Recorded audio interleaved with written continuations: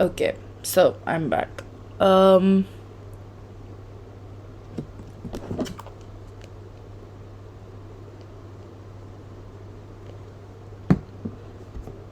I'll explain the one chromosome thing afterwards since it's gonna come up soon enough, I'm pretty sure. If it doesn't, then I'll come back to it, but it should come up within my presentation. So just what is the ribosome and what is its function? I will explain it, but it will probably be uh, better if someone explains it in. I mean, I can write it down and send it to you later on, but overall, basically, a ribosome is in every cell. There's 70S ribosomes and 80S ribosomes.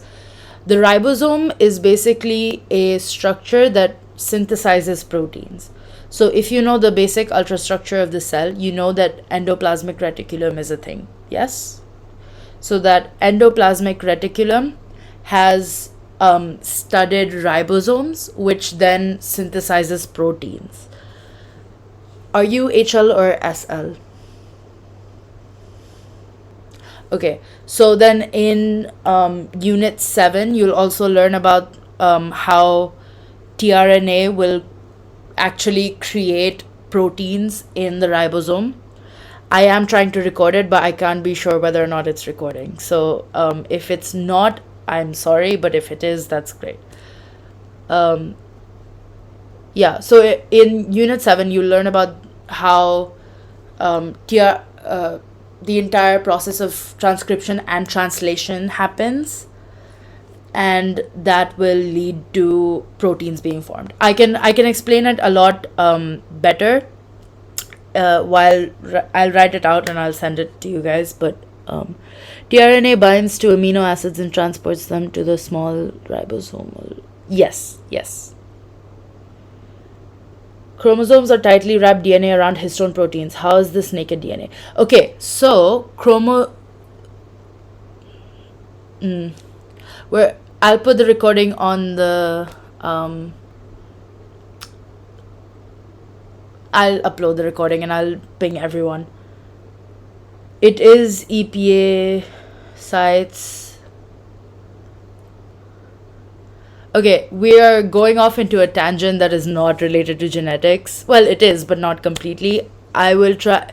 If Storm, by the way, if you have any questions, you can put them in the main biology chat, and I'm pretty sure the other two session leaders would also be very accommodating and help you out with explaining all of it. But yeah, and if you just put it there, then I'll probably come back to it eventually. But for now, let's come back to genetics so that we can actually do this in time. Otherwise, yes. Just, or like, if you have any questions, just write them down and then I'll try my best to answer them later on if I have time. Okay, so chromatids. Each chromosome in prophase and metaphase of meiosis contains of two structures known as sister chromatids. So if you can see the image here, there's one chromatid there and one chromatid there. Those are sister chromatids. They each contain a DNA molecule whose base sequences are the exact same, but it's not necessary that their alleles are the same. The sister chromatids are held together by a centromere. Okay, the centromere is the point at which the two sister chromatids are held together. Homologous chromosomes. Now, so there's a difference between the sister chromatids and homologous chromosomes that's really important to know. Sister chromatids are basically always linked together until anaphase,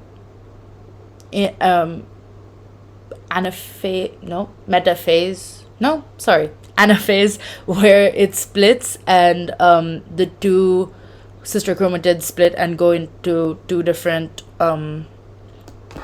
cells. But homologous chromosomes, we mostly only care about homologous chromosomes in relation to meiosis, since that is how they are where the splitting happens. Homologous chromosomes carry the same sequences of genes but not the same alleles. So sorry, I said that before about chromatids. That's wrong. Chromatids have the same DNA and the same base sequences, but homologous chromosomes have the same genes but not the same arrangement of base sequences. So in humans, for example, we have 23 pairs of chromosomes. Those pairs of chromosomes are each a homologous pair. So we have 23 types of chromosomes, but 2 chromosomes of each type, and they all carry the same genes but not the same alleles. So this let's say pink and purple, this pink one and purple one can carry the gene for eye color, but the pink one carries the gene for brown eye color and the purple one carries the gene for blue eye color, if that makes sense.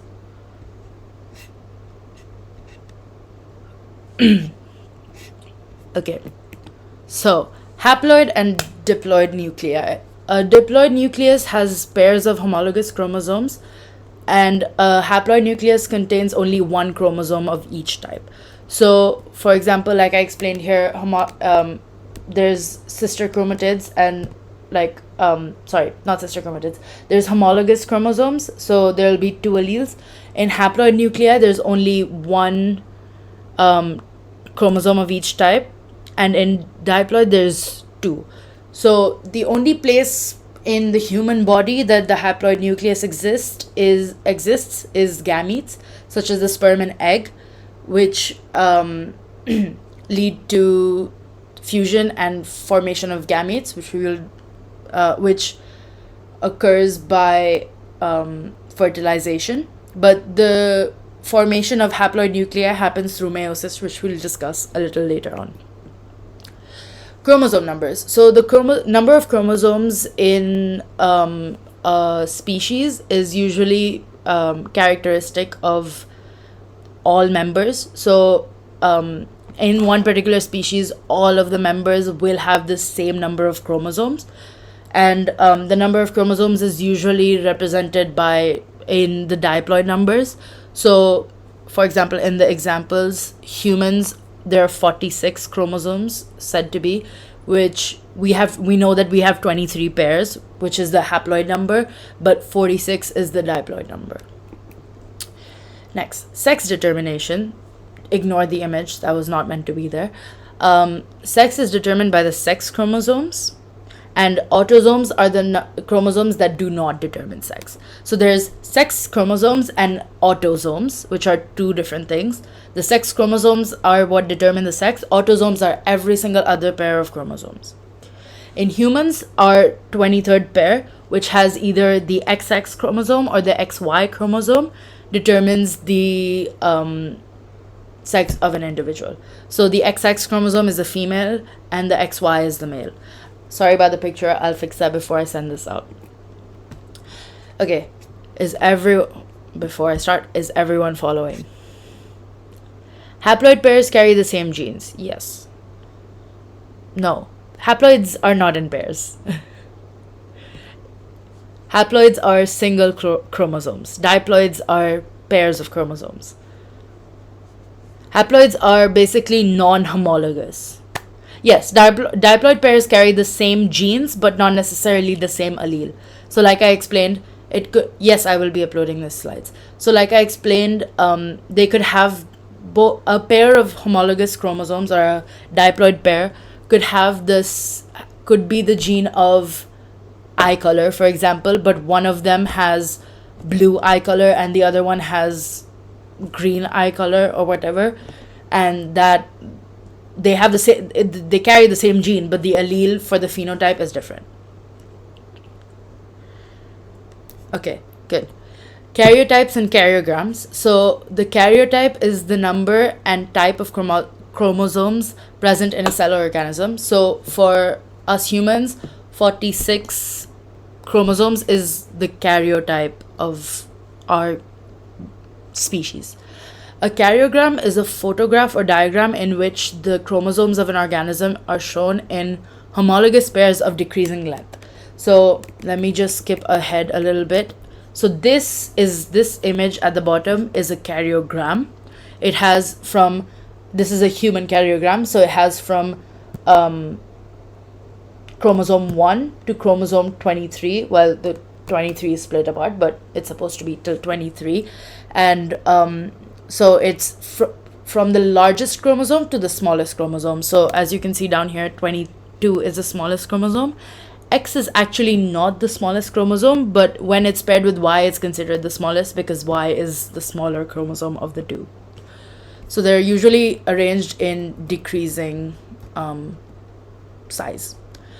Karyograms can be studied for two main reasons. The first one is to deduce the sex of an individual. Like I already said, you can see the XX will be the exact same as seen in, sorry, I keep going back and forth, but as seen in this one, the XX is exactly the same. But if it was an XY, it would be, the Y would be smaller. So you can, using a karyogram, you can determine whether or not you have an XY or an XX, which will determine whether or not if it's a girl or boy. Diagnosing conditions due to chromosome abnormalities, which we will talk about later on, trisomy 21, which is Down syndrome, which is the case study for this. But basically, chromosome abnormalities in terms of number can be determined using karyograms. Okay, is everyone following before I go into meiosis? Because that's going to be which is going to be a really big part of this presentation.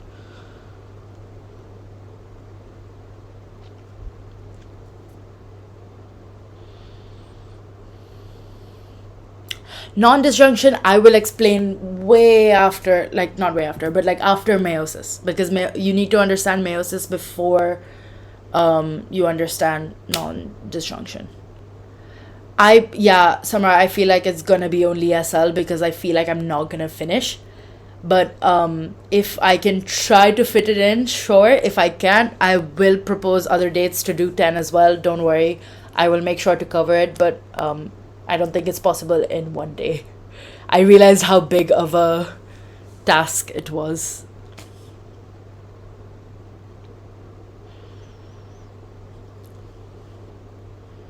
Okay, cool. Yeah, so everyone understands karyotypes, karyograms, and all the things that came before it. So now let's go into meiosis, everyone's favorite. I say that, take that with a grain of salt. Okay, fertilization is when a male and a female gamete fuse together to produce a zygote. So a male gamete in humans is a sperm cell, a female gamete is the egg cell. When they fuse together, they form a zygote. So applying what we learned earlier, male and female gametes are haploids, and they fuse together to form a zygote, which is a diploid cell. Meiosis is the process that halves the chromosome number. So as you know, the rest of our body has 46 chromosomes, but the gametes are the odd ones out and they have only 23. The reason they have only 23 is because they go through a special division, unlike mitosis. Well, similar to mitosis, but different. And that is meiosis, and that generates haploid gametes. In meiosis, a diploid nucleus, like normal human beings and normal cells, that divides twice to form 4 haploid nuclei. So as you can see on the right, that's basically the sum of it all. The beginning till the end. This is meiosis 2 actually, but to sum it up, it goes from it goes from a diploid nucleus, pairs, into 4 haploids, singles. Meiosis 1. So if you all remember mitosis, prophase, metaphase, anaphase, prophase, metaphase, anaphase, and telophase, and then cytokinesis. Meiosis is basically double mitosis. You can consider it double mitosis. The process that happens is slightly different, but it can be overall considered double mitosis. So in prophase 1, the chromosomes condense and the nuclear envelope breaks down. So if you remember in mitosis, the chromatin, which is your DNA not condensed and not supercoiled, that turns into chromosomes after coiling and everything, and then the nuclear envelope dissolves, which then opens the cell into just DNA and the centrosome, which dictates the entire process of meiosis. So in prophase 1, the chromosomes form and the centrosome starts releasing spindle fibers at two ends of the cell. This is also where crossing over occurs, but we'll talk about crossing over later on as well. But hopefully you guys already know some of it, and we'll talk about it later anyway. So that's prophase 1. In metaphase 1, similar to in mitosis, the chromosomes, they are homologous pairs of homologous chromosomes. They move to the equator of the cell, to the center, and the spindle fibers from the centromeres make their way closer to the chromosomes at the equator of the cell, at the exact middle.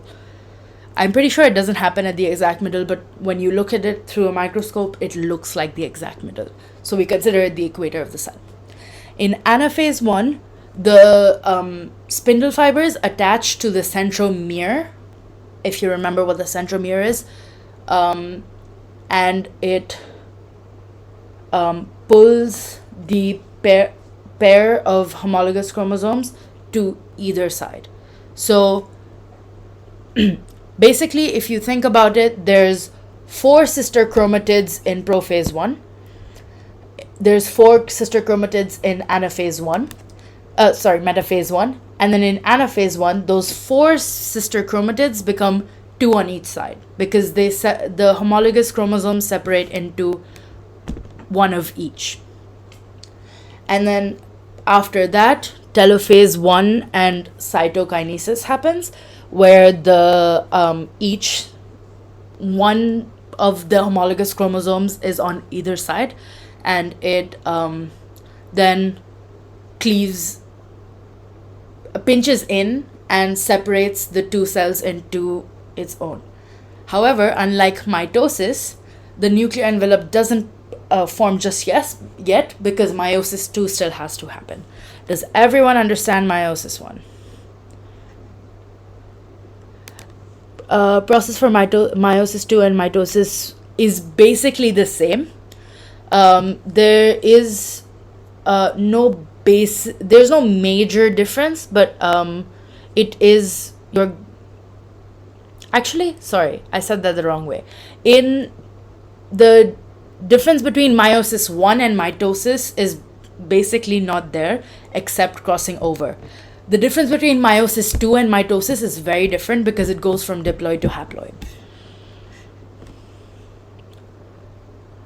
I mean, whether or not this is all you need to know for a 7, I can't say.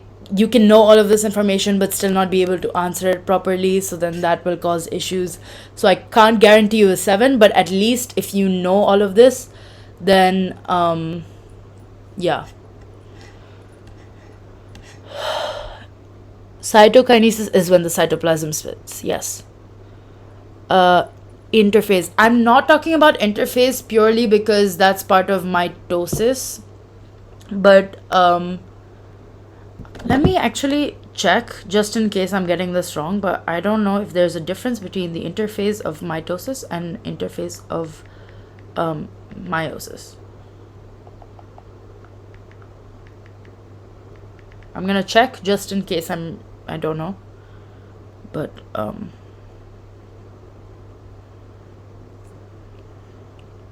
okay, yeah, so in both mitosis and meiosis, a cell replicates its genetic material, but you don't you know that from mitosis, that's why I didn't cover it in meiosis, but it happens anyway. So basically before meiosis 1 occurs, there's a process called interphase which has its own phases, and that is where the genetic material basically duplicates, and that's how the homologous chromosome is formed, if that answers your question. Synaptone, I have no idea what that says. I'm in HL, but I have no idea what that means, so either I could just not know. but I can Google it if this is this even part of genetics? I'm gonna Google it just anyway.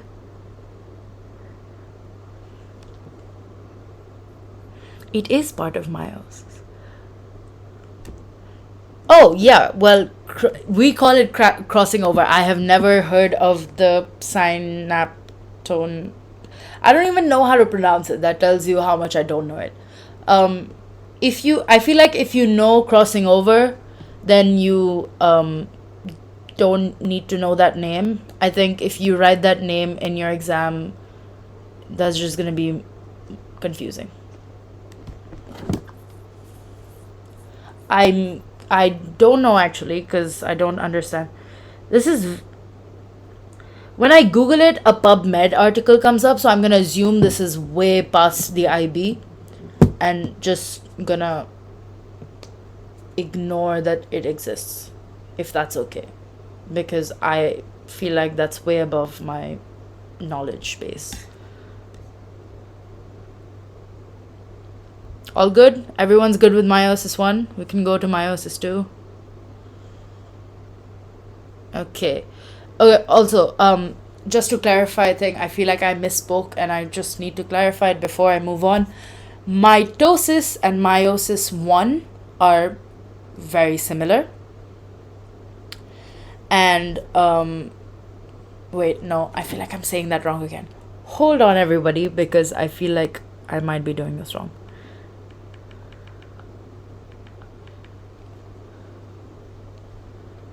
I don't want to give you wrong information or know wrong information myself.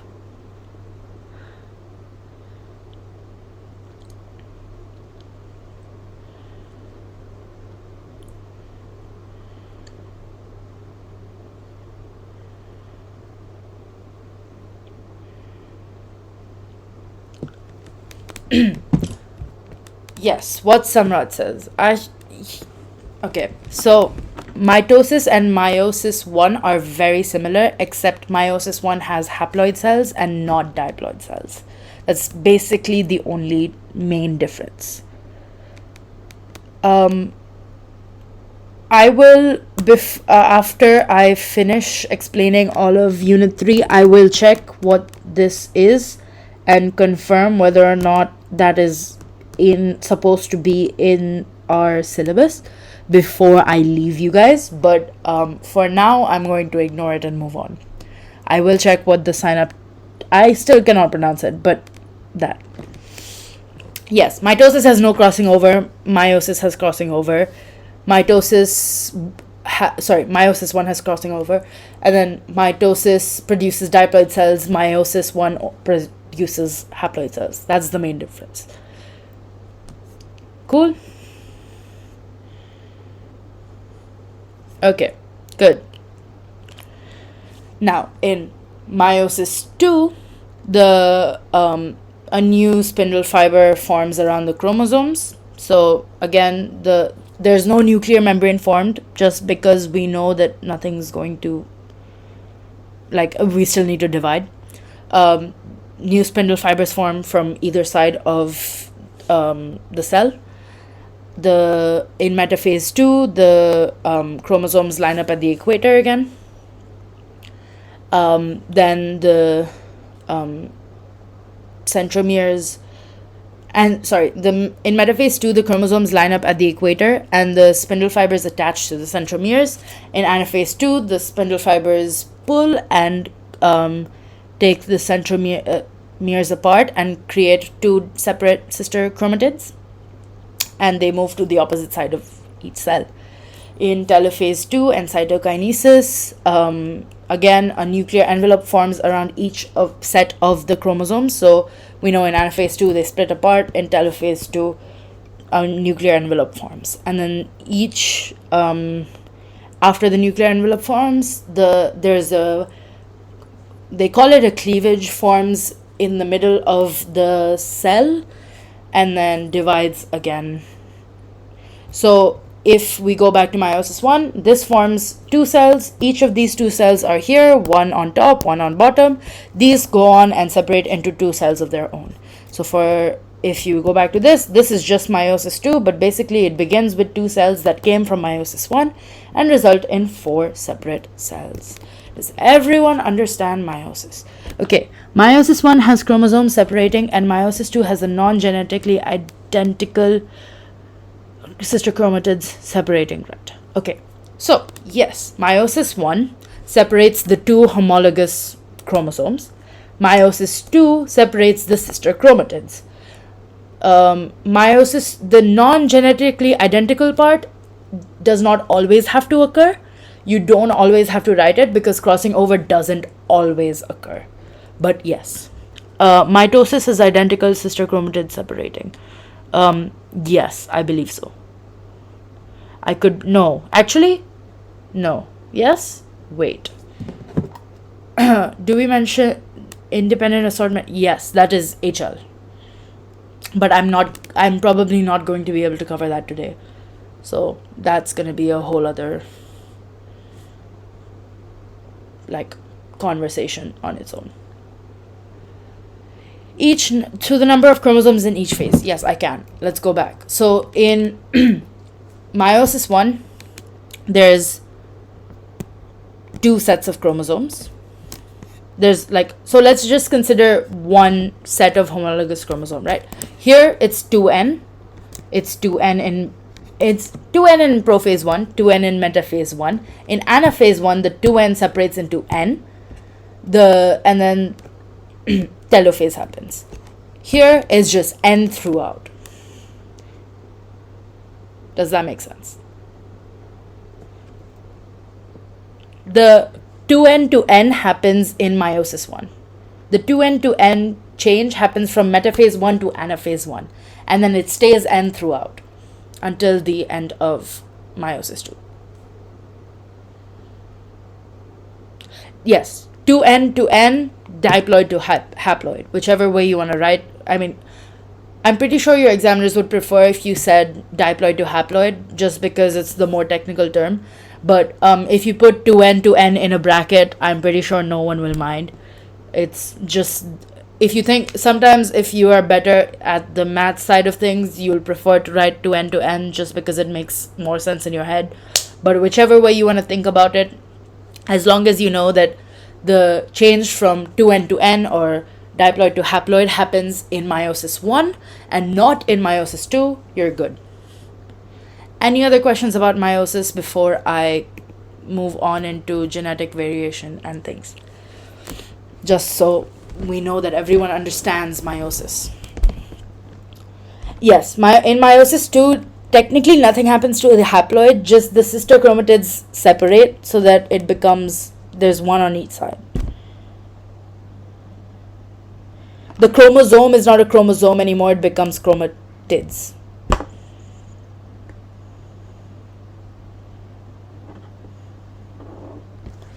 And then just to check if I explain the mitosis thing correctly, let me just Google to make sure that I'm not teaching you wrong things. There will probably be, I'm here to finish 3 as much as possible. If by some reason I cannot finish, I will just take over a little bit of the HL part to explain maybe the end of 3.4 and 3.5 if we don't end up finishing. But hopefully we should be able to finish at least 3. Difference between chromosome and chromatid. So I explained this before, but let's go back just so we know. This entire structure is a chromosome. That's, just ignore what that says because I feel like that's wrong. But anyway, this entire structure is a chromosome. That one strand is a chromatid, and each chromosome has 2 sister chromatids. The chromosome is the X. Yes, a chromatid is one of each. 10 is pretty short. I don't think we're going to be able to finish all of 3 and all of 10 today. 10 is not that long, but just adding it to the 3 will make it really long, is my only worry. and I don't think I can stay here for that long. Which I again, if I don't end up finishing, I will 100% do another session on 10. So don't worry at all. Is everyone okay with meiosis? So I can explain the rest of genetic variation. We're good? Okay. I haven't checked that. Okay, yeah. Cool.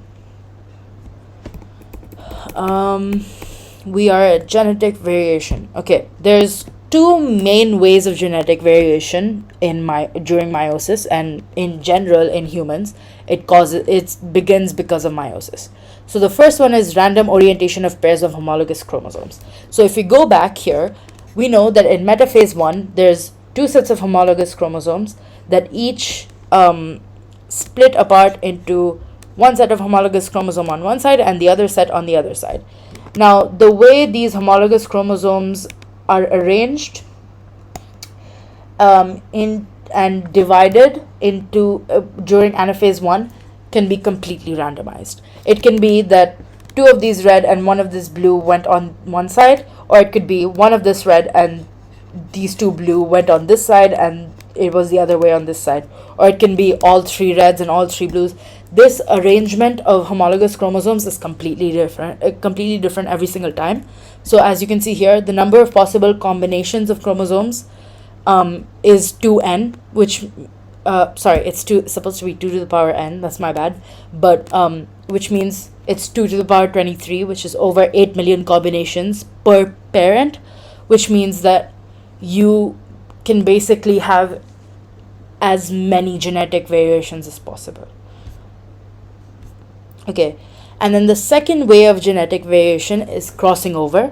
So during prophase 1, as I got into a little bit of it here, during prophase 1, as you know that the two homologous chromosomes, this blue one and this purple one right here, these two are a set of homologous chromosomes.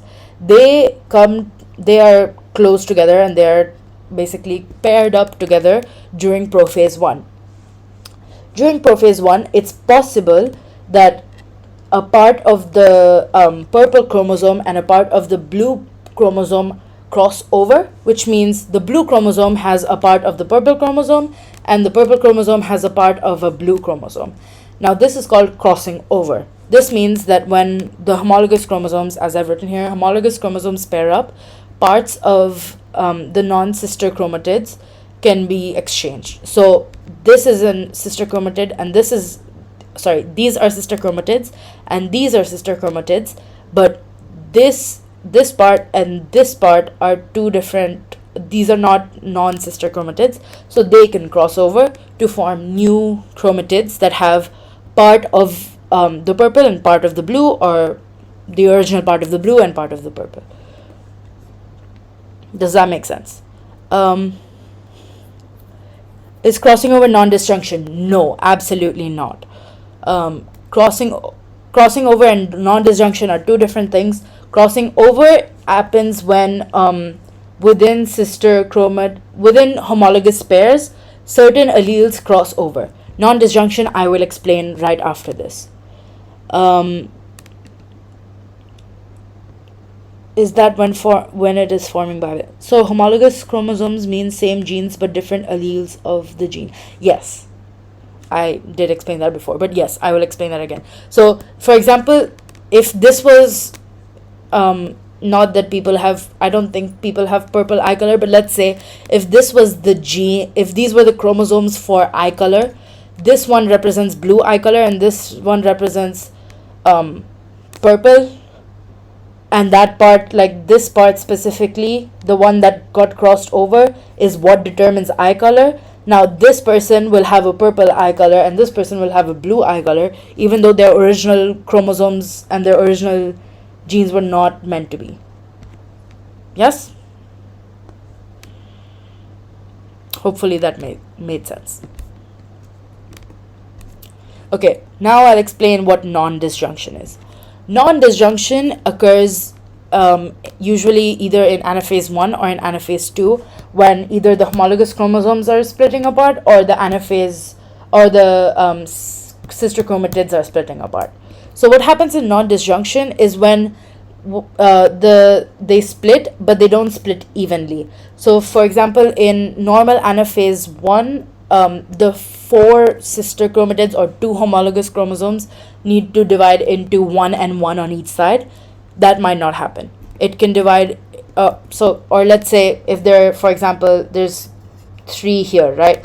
This goes 3 on one side, 3 on one side. Instead, it can go, that joins with this one, which means there's 4 homologous chromosomes on one side and only 2 on one side, which you can see in this. So here it becomes, instead of being 2 and 2 sets of homologous chromosomes, it's 3 and 2 on one side. In anaphase 2, similarly, instead of the sister, sometimes there can be malfunction, and instead of this normal variation where each sister chromatid splits apart, it can be that the sister chromatids don't split apart and the centromere does not break apart, and therefore results in the pair of sister chromatids going on one side and one side being left with only one sister chromatid. So gametes are usually produced with obviously the right amount of chromosomes, but due to non-disjunction, the gametes that are produced will either have more or less chromosomes, and commonly if there are less chromosomes, the cells will die on their own, and if they have more, they can sometimes survive and cause genetic abnormalities, as we will discuss trisomy 21. Do we understand what the difference between crossing over and non-disjunction is? These are so these are chromosomes, these are chromatids. So this is a pair of chromatids, which is a chromosome. This is a chromatid, and this is a chromosome because it didn't split apart correctly.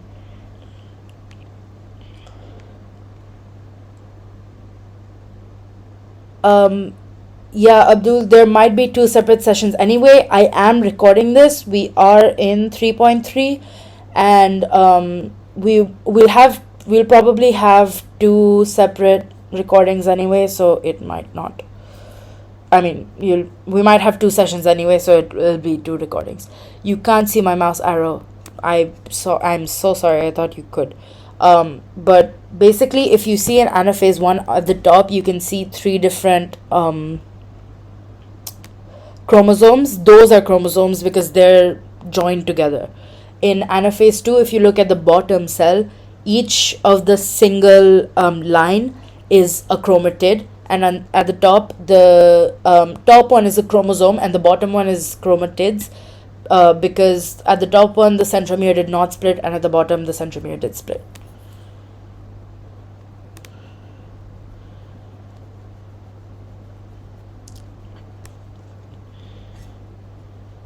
Yeah, no worries at all. Abdul, if you wait until after I'm done with this entire thing, I can make a quick summary for you at the end. How do you see the M24? Go to revision join and you can do it there. I will link it because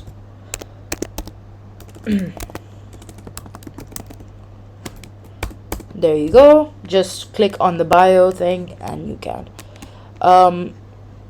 I will try to do a quick summary, but we have gone through a lot of it already.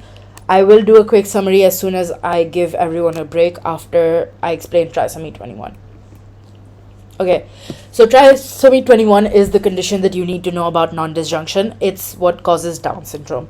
So, like I explained before, gametes with 1 chromosome too few usually die, but gametes with 1 chromosome too many can sometimes survive. So if, for example, in this situation, if there's one chromosome, only one, the bottom cell here might die. Like if in anaphase 1, if the bottom part and the top part was split into 2 cells, the bottom cell would probably die and the top cell would probably usually would still die, but sometimes can still live. And that when they live and are fertilized, a zygote that is produced will have 3 chromosomes of one type instead of just 2. So in a normal anaphase, if we go back, in a normal anaphase 2 or 1, there will be 3 on each side. but it's possible that this could have a 4 on anaphase 2 could have a 4 on one side and 2 on one side. So the one that has a 2 would usually die, and the 4 can sometimes live. Again, in this situation, we're only looking at 3 because that's what causes the condition trisomy. When gamete with one chromosome too many survives, it fertilizes and forms a chromosome with a cell nuclei with 3 chromosomes of one type instead of 2, and that's what causes trisomy. So for example, in Down syndrome, the trisomy occurs in chromosome type 21. So where, if you can see in the image here on the left, I've made it bigger. 21 has 3 different chromosomes, which is the condition trisomy. This is usually caused by non-disjunction during the formation of either the sperm or the egg. It doesn't matter. It can be one or the other. In this case, it's probably the egg since there's 2 X chromosomes. But yeah, so the condition trisomy 21, which is Down syndrome, is caused by non-disjunction. Does everyone understand? Can you also go over all the symptoms of Down syndrome? I don't know if you need to know that in detail. So, and I honestly, even I don't know that, even if we do need to know that. So when I give everyone a break, I can probably check and let you know. I don't think you need to know the Down syndrome symptoms. I think you just need to know, because you just need to know the genetic problems with it. Yeah, no worries at all. It's fine.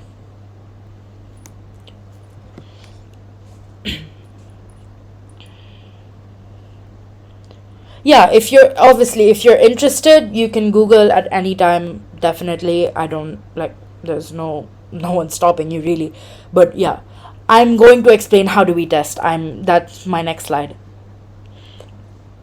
And yeah, so you just need to know and basically how do we test is a karyogram, but how we make karyograms can be explained. So obviously this is the example of a karyogram, but how we make karyograms is chromosome testing. So there's 2 main ways to do chromosome testing. One is amniocentesis. I told myself I would pronounce this correctly. Amniocentesis, which is basically when amniotic fluid, which is the fluid in which babies usually float, if you will, is removed from the amniotic sac, and that is tested because that has some cells from the fetus.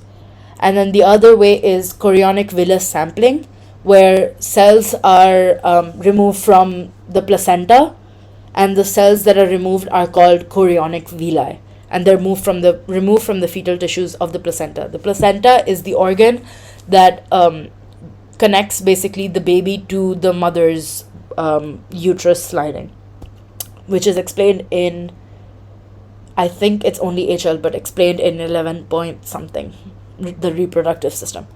Yeah, so an important point that you might be interested in is CVS has a slightly higher risk of miscarriage than amniocentesis, even though they're both mostly very low risk tests, but CVS has 1% higher chance of miscarriage than amniocentesis, and both methods have a very small risk of infections in maternal or fetal tissues, which is why a lot of people will go for it, especially if they know that they might be at risk for Down syndrome or any other genetic disease, any other chromosome related genetic disease, so that they can form these karyograms and therefore test for conditions. I'm gonna give everyone a break for 5 minutes. If there's any questions, please let me know. It should be recording unless my OBS has given up. I can't be sure until I'm done. If it's not recording, and if I have time, I'll do my best to just record it myself alone and put it in the chat. No, the 2 tests are any chromosome testing. Down syndrome is one thing that you can test with the 2 tests, but yeah, the two tests are how you can make karyograms. Karyograms are these things at the bottom of this page. Yeah, no worries. I hope it's recording. If it's not, I will do my best to be able to record on my own time, but it will take longer than, I mean, it'll probably not be released as quick as it would be if this is done. I don't know if this is recording, but yeah. Anyway, everyone has a 5-minute break. If you guys have any particular questions or anything you need me to go over again, please go ahead and ask. I am willing to answer. While I wait for questions to come in, I'm going to get water because I have been talking quite a lot.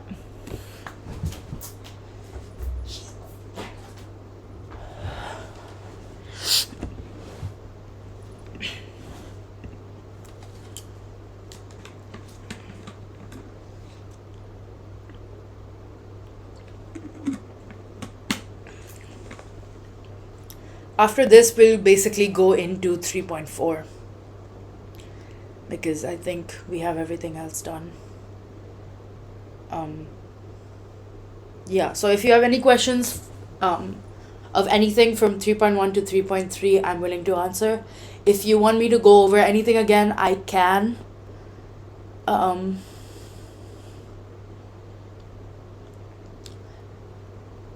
actually don't know this scan. I don't know if it's in our syllabus because I genuinely have never seen it before. But if it is, this is my bad. I can still check over this and let you know after the session whether or not it's part of our syllabus. But personally, in my experience, I've never done it. So yeah, I'll stop streaming for a bit and just check over this because I don't want to give you guys false information.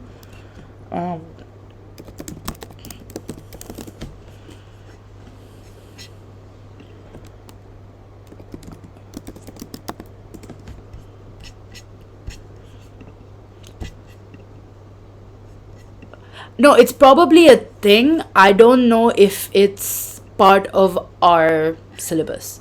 I'm not doubting whether or not it's a thing, but the only examples for karyotyping in the IB biology syllabus as of now are these two. Again, I'll check really quickly just so I know that I'm not misleading every single person.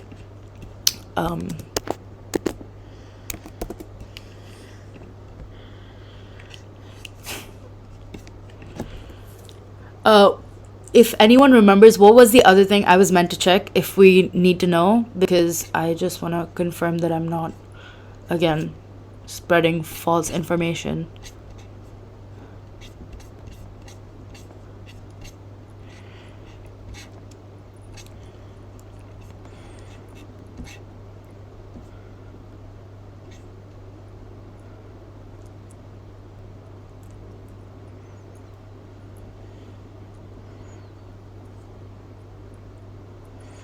Okay, yeah, the question was the chiasmata thing. According to and this is me looking at the biology guide, the process of chiasmata formation does not need to be explained. So I'm going to assume whatever the synapto something was, I cannot even find it anymore. But whatever that was, we don't need to know it. The other thing is karyotyping.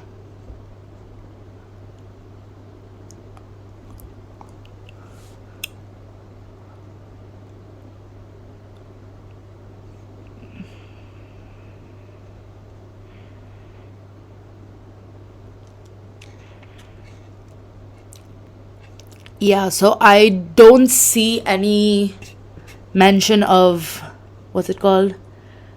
I don't even know how to pronounce this. Nuchal translucency scan, I think.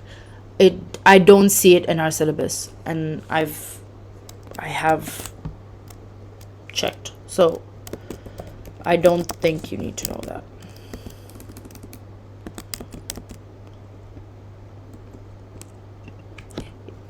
Because all it says is description of methods used to obtain cells for karyotype analysis. Example, chorionic villus sampling and amniocentesis.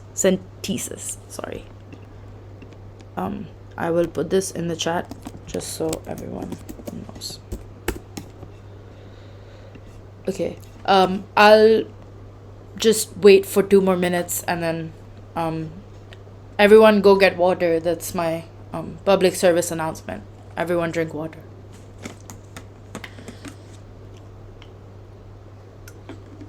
Oh, there is, like I said, there's minimal infection risk, and there's a small chance of miscarriage. So let me go back to my presentation really quickly.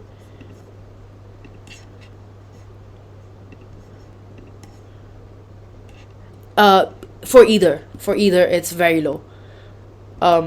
Here, so like both methods have a very small risk of infections in maternal or fetal tissues. For both, there's little to no risks of infection. And any so for CVS, there's 2% chance of miscarriage, and for I don't know how to pronounce this again. Amniocentesis, I don't know how to pronounce it, but I know how to spell it. That's all you need to know. Is 1% chance of miscarriage.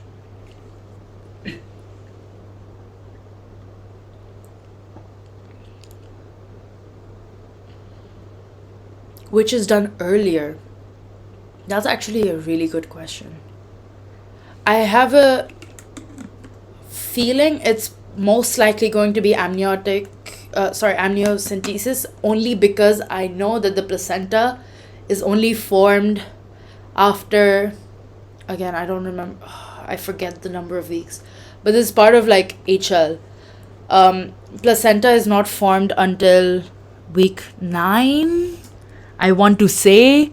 Again, I could be really week 6, week 9, something like that. But basically the placenta forms after the amniotic sac and amniotic fluid. So it's basically just general stuff that you can know that amniocentesis happens earlier because that's what's formed earlier. Okay. If everyone is ready for it, we can go into 3.4. Inheritance. Is everyone good to go?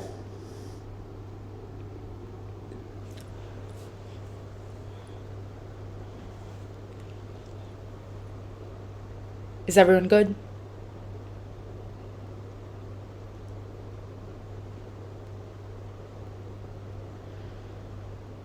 Okay, yeah, whoever we had to ping, someone can ping them just so they know that we are starting 3.4.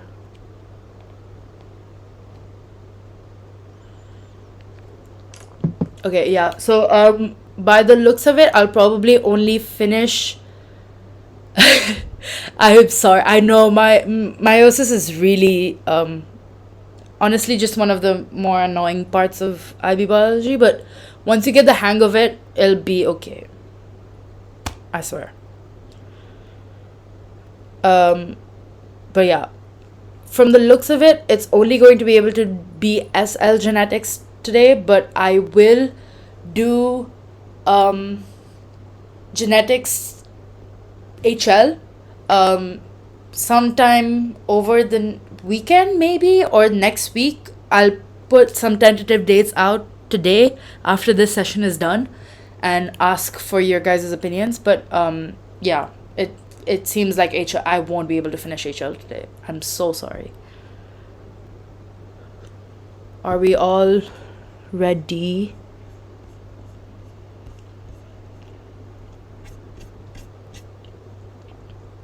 I'm gonna assume this as a let's go, and I will begin inheritance. Okay, so this guy, this person, we need to know him well enough for genetics because he's the father of genetics. Whatever, whoever created the names of these people, I don't know why they always name them fathers, but we don't judge. Yeah, so Gregor Mendel is regarded as the father of genetics. He basically, the most famous experiment he has is pea plants, and he crossed varieties of pea plants that had different characteristics, which in some were yellow versus green and other such characteristics. And from his results, he deduced the principles on which basically all of modern inheritance is based. So before we go into his ratios, you need to know about dominant and recessive alleles. Dominant alleles mask the effects of the recessive allele, and recessive alleles get masked by the effects of the dominant allele.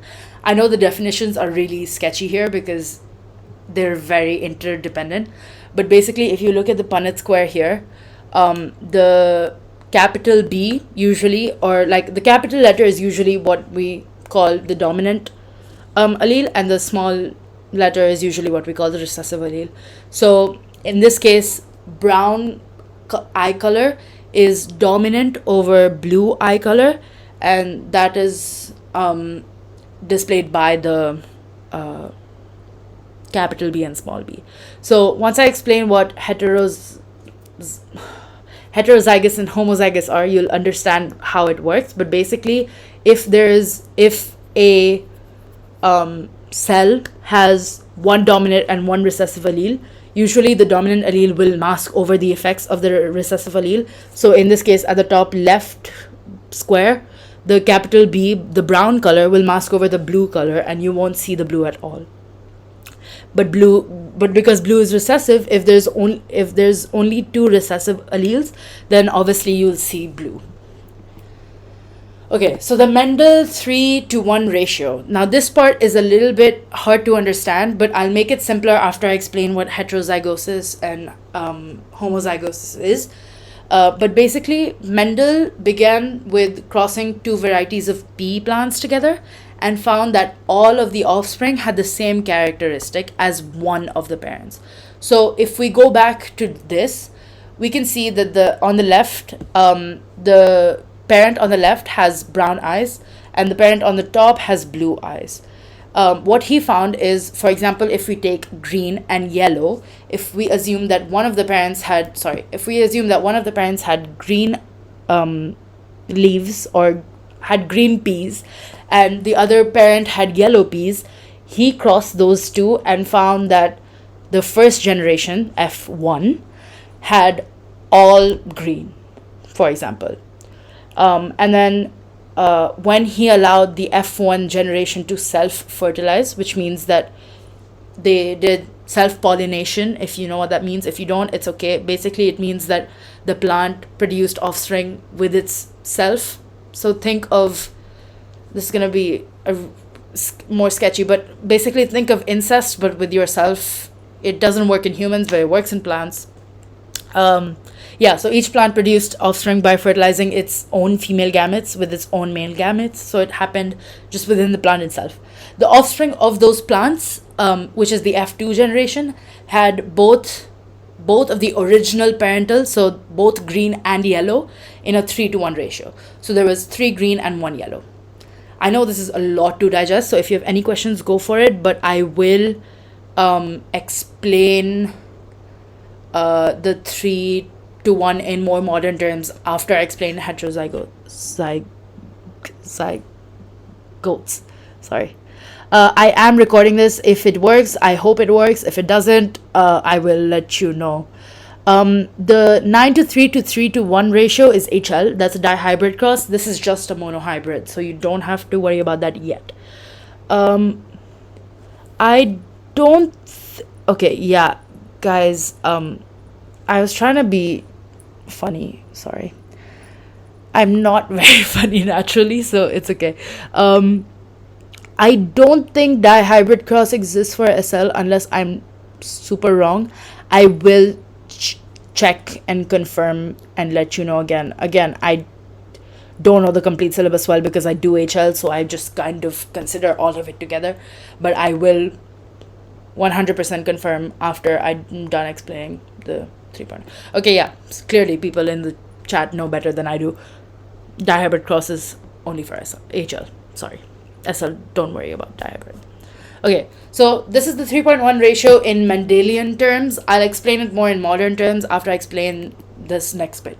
So, like I talked about before, I use the same diagram throughout just so it makes more sense to you guys. But heterozygous means they have one dominant and one recessive allele.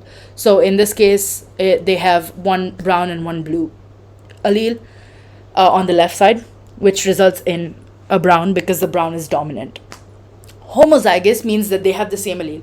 It's not shown here, but a homozygous dominant would be two capital B's, and it would obviously result in only browns.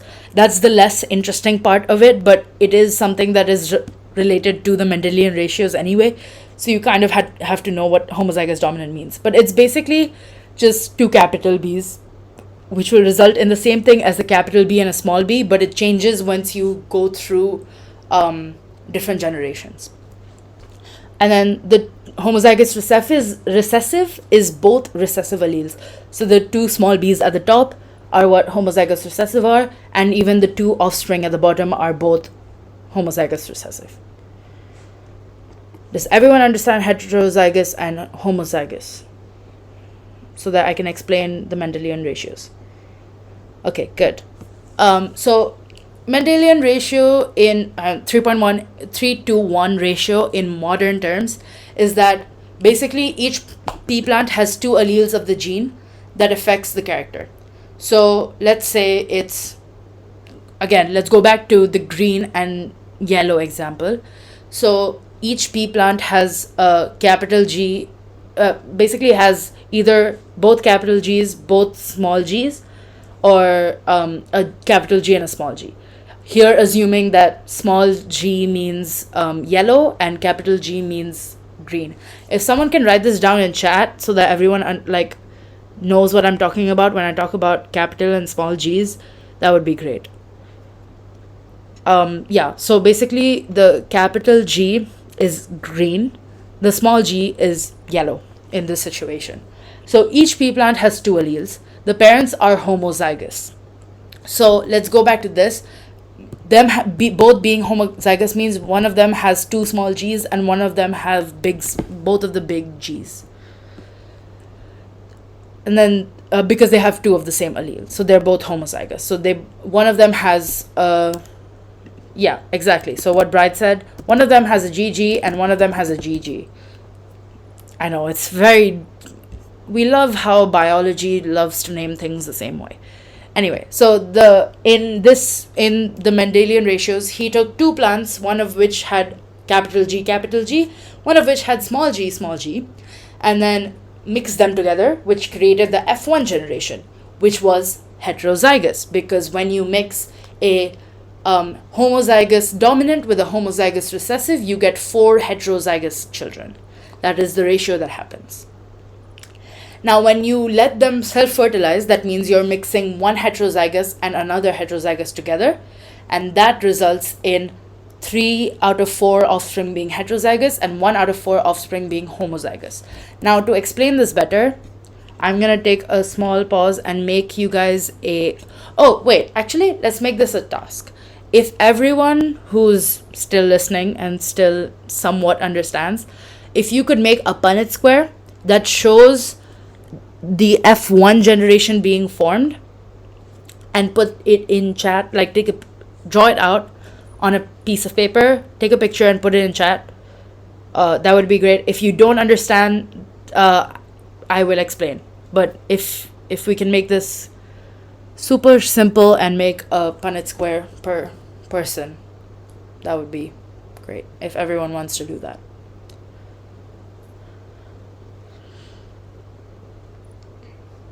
I will also do it at the same time.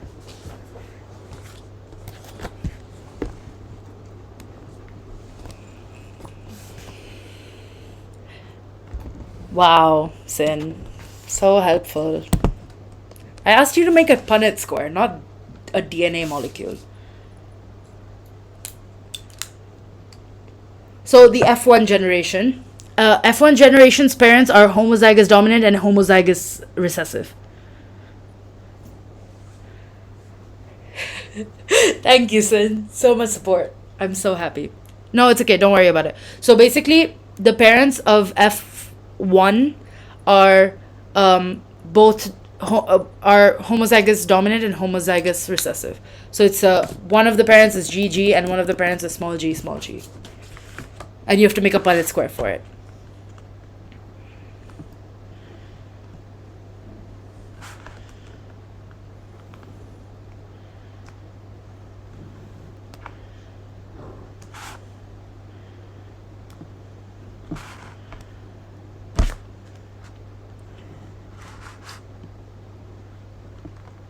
That it shouldn't be 3 out of 4 yet. I'm asking you to make the F1 generation. Yes, true, you've got it. So you have, I will draw it out and I will put it in the chat, just so, because it's a lot easier to understand when it's an actual table form. But I am currently drawing it out. But basically, when you merge two homozygous parents together, you should get all 4 heterozygous children. But since it's heterozygous, they will only show the dominant allele, and therefore they will all be green, basically. Okay, I am taking a picture and I'm putting it in chat. Just give me a second.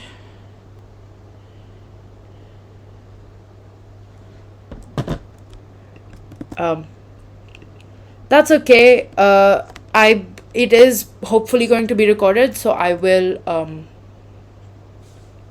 put it on there. Anyway, so this, I just put it in chat if everyone wants to look at it. Otherwise, I can put this into the presentation as well. 1 second. Okay, so for the F1 generation, yes, it's all good games here. For the F1 generation, yeah, you are basically crossing a homozygous dominant with a homozygous recessive, which results in 4 heterozygous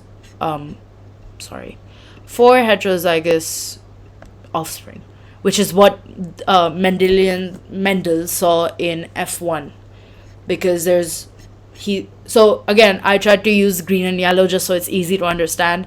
Here, he took 1 green plant and 1 yellow plant and found that all 4 of them had green plants. As you can see here, he saw that all the F1 had the same characteristic as one of the parents. So all the 4 here will have green just because they have the dominant G and a small g. The small g is basically irrelevant here. The capital G is what mass over the small g. It's homozygous dominant with homozygous recessive. Yes. Heterozygous dominant is not really a thing. If you have heterozygous, then that you're just very obviously you have a dominant phenotype. Okay, wait. Does everyone understand what a genotype and what a phenotype is? Because I realized I'd never explained that, but if you don't understand it, I can explain it again. Okay, cool. Just in case, genotype is basically the actual allele, so the actual gene, which is here in this case capital G and small g, but the phenotype is the actual physical feature, so the green and yellow. So for example, in this I mean, in this case it doesn't work, but here, for example, the top 2 have the same genotype and the bottom 2 have the same genotype, but they could again, I don't know if it works well in this example, but it'll work well in the next example that we do, which is the F2 generation. So if everyone can please, so here now we're assuming how we create the F2 generation. You have heterozygous parents. Can you make a Punnett square that shows how 2 heterozygous parents can lead to 3/4 heterozygous and 1/4 homozygous kids? If everyone can make a Punnett square, or just imagine it in your brain, I will also make one on my paper.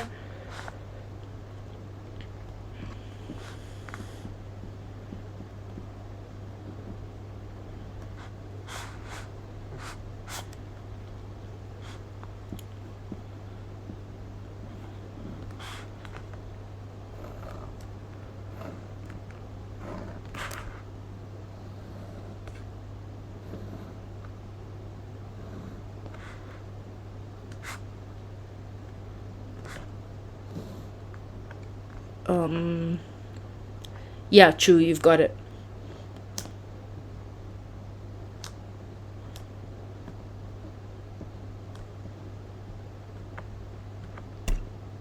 Yep, Storm, you got it too. But basically, I will put this in chat again.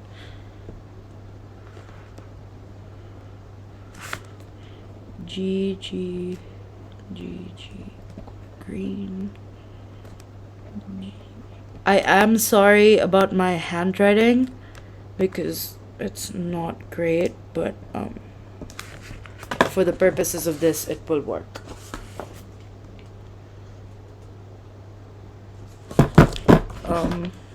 The parents here were GG and GG. I'm not even trying to become a doctor though, that's what's funny. But yeah.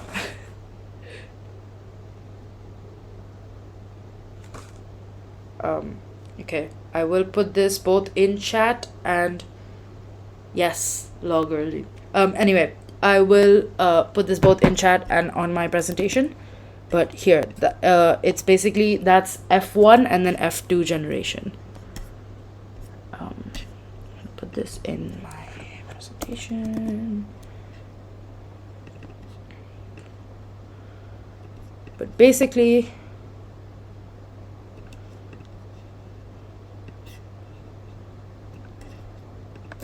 okay, so basically, if you can see on the top left, that's the F1 generation. The parents were homozygous dominant and homozygous recessive, which resulted in 4 heterozygous children, which is what Mendel saw. He saw 4 offspring with the same exact phenotype, if we will say. Phenotype as one of the parents. So obviously here, since green is dominant, he saw 4 green plants, for example, which is the 100% green.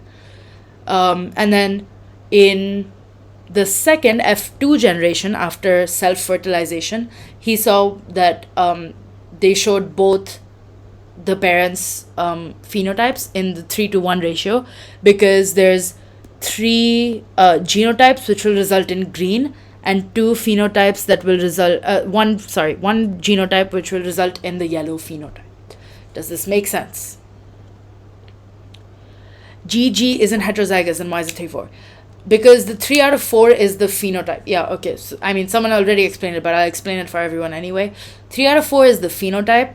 So the 3 out of 4 is green, and 1 out of 4 is yellow. Even though it's not heterozygous, it's still the phenotype still remains. The phenotypic ratios will still remain 3-to-1. The Mendel's 3-to-1 ratio and even the 9-to-3 to 3-to-1 ratio is all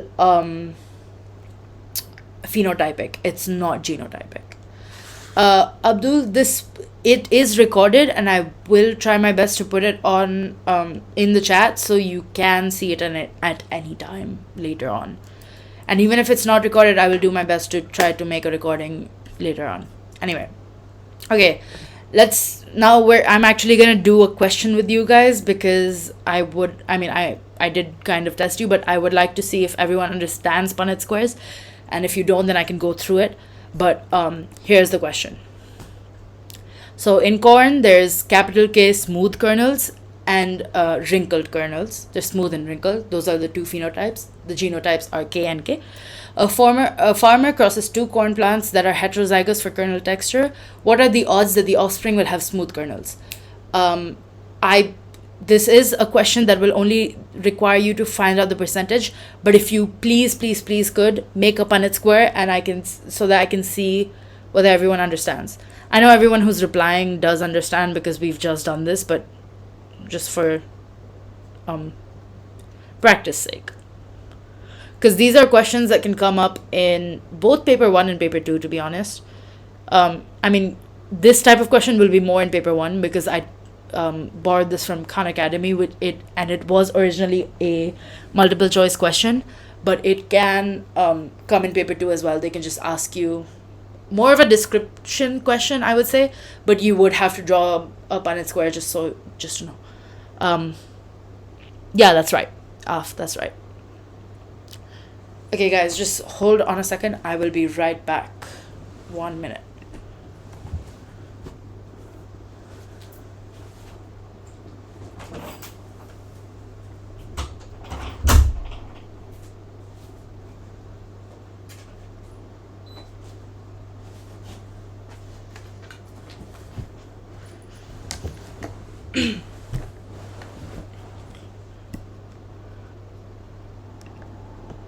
Sex-linked Punnett squares are SL. I will go through them after this. And also, if everyone is like drained and tired and doesn't want to do anymore, we can stop at any time and we can continue this tomorrow. So don't worry at all. 75 smooth and 25 wrinkled is correct. Yeah, so if at any time like a lot of you together are just like, we can't do this anymore, just let me know and we can continue this, because I know I've already gone on for like an hour and a half, but it's just because 3 and 10 are really big chapters. Yes, we will go through topic. I mean, I will put out times after this is done, so that we know, like, so that I can get everyone's agreement on it. But yeah, if at any time, I feel like we might stop at 3.4 and we'll do 3.5 continuing tomorrow. But yeah, so again, if at any point everyone feels like we can't do this anymore, we don't understand anything, let me know and I can continue this tomorrow or some other day as well. There is ratios in genotype. This question only asks you about phenotype, but yes, there are genotypic ratios as well. Okay, so I'm so glad you did this, just so, because a lot of times in the IB they'll give you really tricky letters that look the same as when they're small and big, and I can still determine the differences between your letters, Kato, but there are certain situations where some examiners will just be like, I can't tell the difference, I'm going to consider this wrong. Obviously, this question only asks for 25%. Sorry, 75%, not 25%. That's wrong anyway, but I'm talking about the Punnett square. If people, like, if you can do your best to distinguish between the capital K and capital small k, or capital C and small c, or any other letter that is kind of confusing in terms of the difference between capitals and smalls, if you can do your best to try to find a way to make it as different as possible, that would probably be the best, just because the K differences in the picture that you've sent is slightly undistinguishable, and then that will cause you to lose marks unnecessarily, basically. I don't think you need to know dihybridism. At least according to the syllabus, you don't need to know. I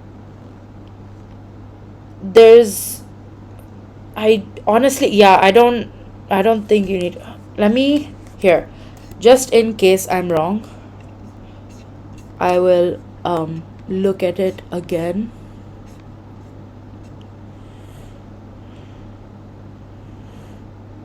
Yes, it will be 75.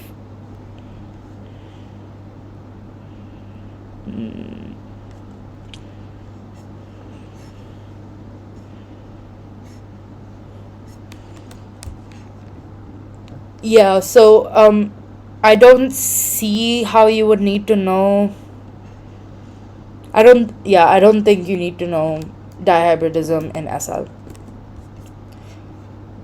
In SL, all you really need to know is the Mendel, like basic Mendel ratio, so 3:1, and you need to know monohybrid crosses, dominant and recessive alleles, codominance, and sex-linked diseases, and sex-linked genes. But yeah, I don't think so.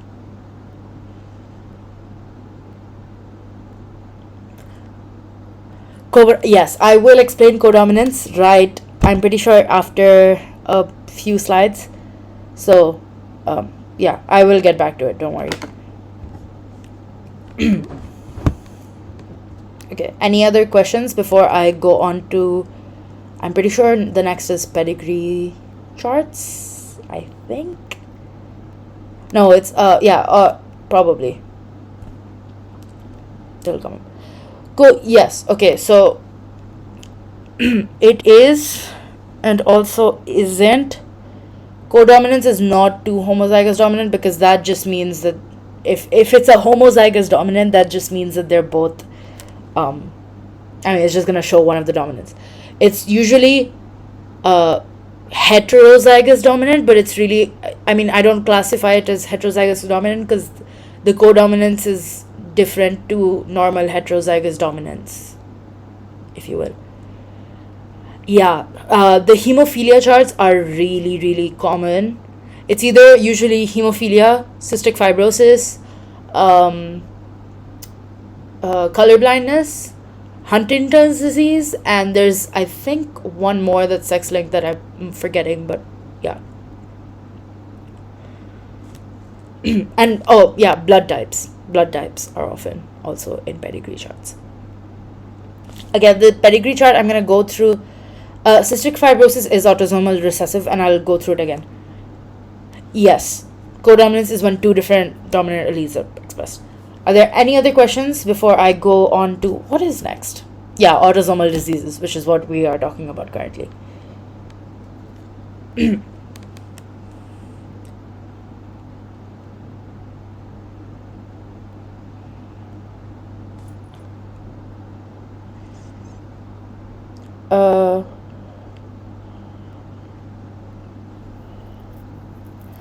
You can, honestly, neither is bad. Doing both is great. There's only I feel like there's only so many. Yes, I do know what past papers are. Anyway, the only thing is there's only so many questions you can do if you don't know the content. The first thing is learn the content and then go on to do entire past papers. I do see where doing revision village questions per topic might hurt you more than doing past paper questions, and that's only because in past papers you realize, if you do full past papers, you realize how much time you need to spend on each thing, versus if you do revision village questions per topic, you might lose track of how much time you're using per question. But again, if you track it, I don't see a problem with doing either or. You can do both, you can do either or, you can do whatever combination of it you need. Okay, so the next is autosomal diseases. So there's two main autosomal diseases that you need to know for the IB, and it's cystic fibrosis and Huntington's disease. The difference basically is one is dominant and one is autosomal recessive.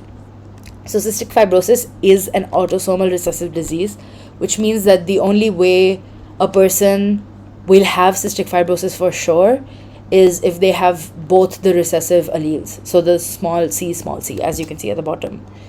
And the possible genotypes are obviously capital C, and capital C, small c, and small c. The capital C is a normal phenotype. Basically, you don't have cystic fibrosis at all. There's no chance of you having cystic fibrosis or your kids having cystic fibrosis if both parents are capital C. The capital C, small c are what we call carriers. Carriers are when they have the disease, have the allele for the disease and can pass it on to their kids, but they're not usually affected by it themselves. The other phenotype, which actually causes cystic fibrosis, is the double recessive or homozygous recessive genotype, which is a small c. So usually neither parents have diseases when the kid is found to have the disease, but they're usually carriers of the recessive allele. So the only way a kid can have cystic fibrosis is when both the parents are carriers. It's not possible for one of the parents to be a carrier and one of the parents to be completely normal and the kid have cystic fibrosis. But then at the same time, if one of the parents have cystic fibrosis and the other one is a carrier, there's a pretty much 100% chance. No, actually, there's a, I think 75% chance that the kid will have cystic fibrosis. because everyone understands cystic fibrosis. I don't think you need to know symptoms, because this is only, you need to know how it gets passed on, how it's inherited. I don't think you need to know symptoms for any of the diseases we really talk about, other than sickle cell anemia. And that's also just because you need to know the risks of causing. Option D, I can't say. I've not done option D, so I can't know. But I'm pretty sure if we're talking about human physiology, you need to know symptoms of certain diseases. I've not done option D, so I can't be 100% sure. But in this situation, in unit 3 and 10 both, you do not need to know all of the symptoms. You can, I mean, for general curiosity's sake, and if you want to know how, like, just so you're more interested in it and that you understand it, you can Google the symptoms and you'll find it very easily. But for the sake of the syllabus, you don't need to know it. Okay. The next disease is autosomal dominant, so Huntington's. It's a neurodegenerative disease that is caused by dominant alleles of the gene coding for Huntington that we don't know the function of. So when the dominant alleles exist, they code Huntington. Huntington is a protein that we don't know what it does, and if it's there, it's usually more harm. It causes harm in our brain. So again, Huntington is a autosomal dominant, which means that anytime where it has capital HD, it means it'll have Huntington disease. So if this is a dihybrid situation, but if you just know how it exists, then you don't need to worry about. I feel like it might not be a dihybrid situation and they've just made it like that, but if you just think of it as HH, then think of it as, if you have two capital H's, since it's a dominant disease, you will have Huntington's disease. If you have a capital H and a small h, then you obviously will still have Huntington's disease. And if you have two small h's, you're normal. The chance of this being passed on from parent to child is very high since it's dominant, and there's no chance of being a carrier, since if it's a dominant allele, you're 100% going to show the effects of it.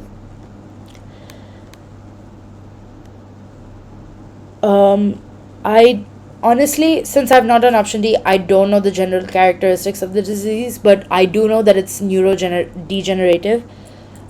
For Huntington's, at least, it's neurodegenerative, which means it basically causes your mental state to break down, is what I understand from it, but I could be very wrong. That's why I would rather not say.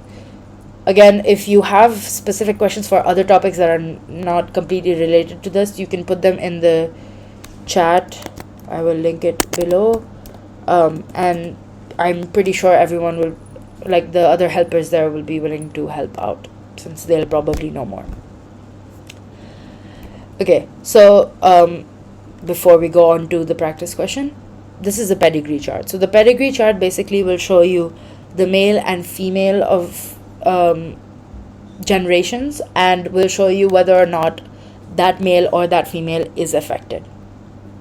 So for example, in this, we know the cystic fibrosis, as we discussed before, is a autosomal recessive.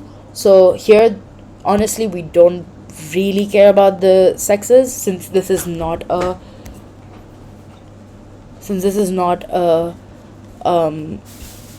disease that requires you to worry about sex linkage. It is only a disease that exists or doesn't exist, basically, in terms of recessive or dominant alleles. So in this pedigree chart, we can see two occurrences in total of cystic fibrosis, one in generation 2 and one in generation 3. So that what that tells you is that if there's one in generation 2, that implies that both the parents in generation 1 were carriers, since this is a recessive disease. Since both the parents were carriers in the first one, we know that they in the first generation, we know that their kids will be either carriers or will be affected, most likely, or they might not be carriers, we don't know. And then in the second generation, on the left side, number 1 and number 2, here's where here's where we really, the questions will most likely be more, there's a higher chance of it being sex linked than not being sex linked. And that's because we can't predict the genotypes of generation 2, 1 and 2, only because we don't know whether or not 2 was a carrier, because there's a 25% chance that they weren't a carrier, and it's possible that the generation 2 person 1, the guy, could have been the carrier and therefore resulted in the third child in generation 3 to have cystic fibrosis. Okay, I'll answer some questions. Can you solve a question to determine mode of inheritance for each mode very quickly if you want? I don't understand your question. If you could put that in a more simpler term. This disease can occur without having to be dominant. Which disease?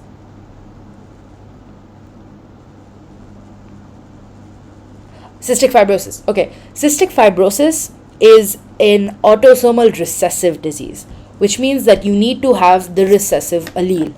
So for cystic fibrosis, there's the capital C allele and the small c allele. The small c allele means that there is cystic fibrosis. The capital C allele means that there isn't cystic fibrosis. Do we have that clear?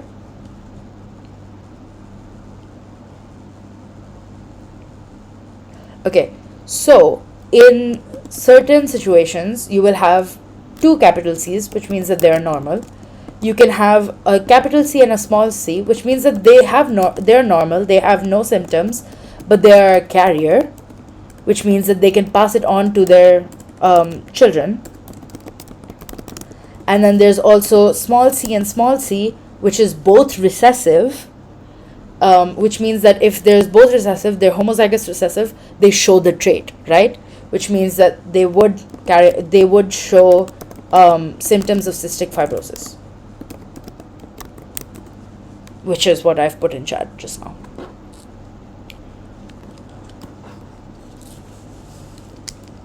Right. So for most of the questions that we get in past papers, they will tell you that whether or not it's sex linked or not. And if you don't know, then you can find out from reverse pedigree charts, which I will go through, if not today, tomorrow, because I feel like I need to figure out, pre-prepare some questions for that.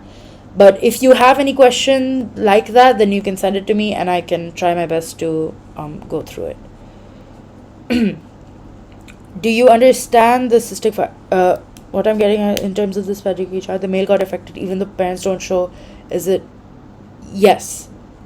The reason the male got affected is because if in generation 2 there is someone who is affected, you can assume that in generation 1 both the parents were carriers. So because like we discussed before, in cystic fibrosis, the only way for a child to have cystic fibrosis is when both the parents are carriers. So both the parents have to have the CC allele. So here, since number 3, the male, has the disease, you can assume that both 1 and 2, the parents, had the recessive allele, but also had the dominant allele, since they're not affected, which is what you can see from the key over here. They're normal and are not affected.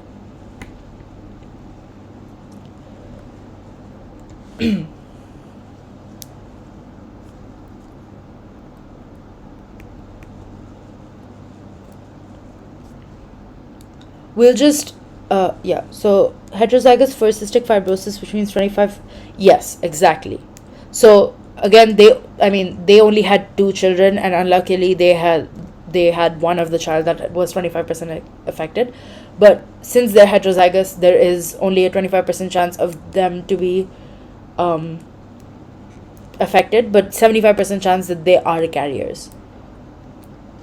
That's okay. I think I'll end it after this pedigree question, and then I'll continue the rest of sex-linked, codominance, and 3.5 tomorrow, if that's okay with everyone.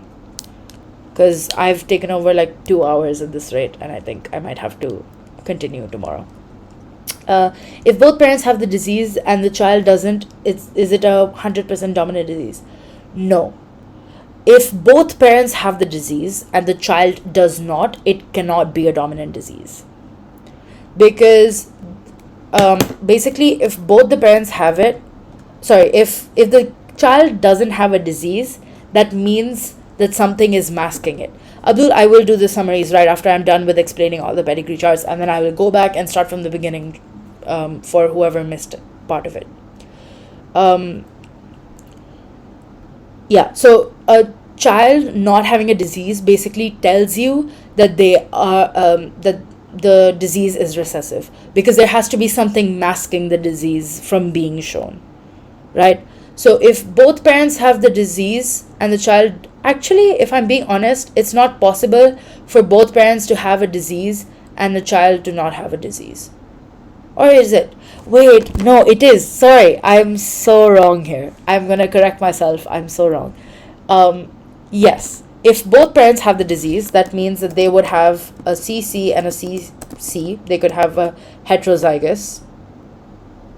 A heterozygous allele. And again, I'm using C, not that this is applicable to cystic fibrosis, but for any dominant disease. Let's use Huntington's. Sorry, I'll just remove this. So if we assume that someone with if there's two parents with Huntington's, but they are both heterozygous for the disease, then we can, if we draw a Punnett square, which I'm drawing on my paper right now, and then I will put it up in the chat. If we assume that both the parents were heterozygous for the disease, that means that they both had it. There is a 25% chance that the child does not have it. So yes, if both parents have a disease and the child doesn't, then there's 100% chance that it's a dominant disease, because there's no other way for the disease to be present and not present between two generations if the first generation has it 100% and the next generation doesn't. I'm going to put the Punnett square up on in the chat in 1 minute. Just give me a second. So yes, it does occur for Huntington's if that's the particular example you want to use. I'm just using that because that's the one given in the book, and that's the one that we all basically use always. But yeah, for any dominant disease for any pedigree chart that shows the first generation with 100% occurrence and second generation with one child not having it, it's 100% a dominant disease.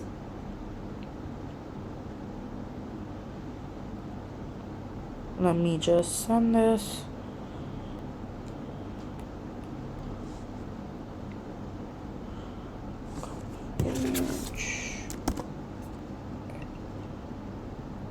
Okay, so that's the situation. So the bottom right square, which has two small h's, that child will not have Huntington's, but the other three children can have Huntington's and the parents can have Huntington's, but they're all dominant heterozygous, if that makes sense.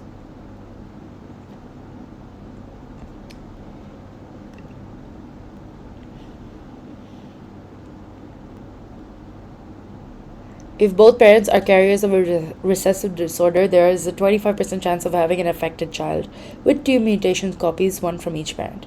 So another 25% of having a child free of the disorder because the child has received the mutation-free chromosomes from both parents.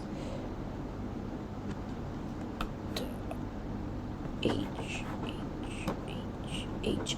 Yeah, because these are, okay, so the issue here is this is a mutation copy, which means it doesn't work the same way as our basic diseases work. These are mutation diseases.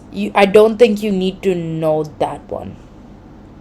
I don't think this is part of our syllabus, because this goes into mutations and probabilities of mutations occurring and all of those things, and there's pretty much no chance of it happening. So I think you're okay. Just ignore what Bright sent Okay, so let's do a question and then I'll go into causes of mutations and then I'll stop there for tonight, if that's okay with everyone.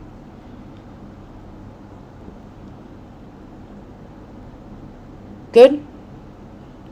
Okay, let's do the sample question. I'll put a poll in the chat.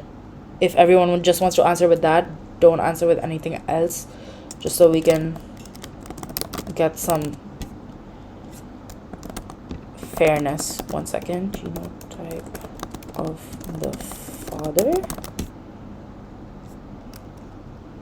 of the affected boy's father.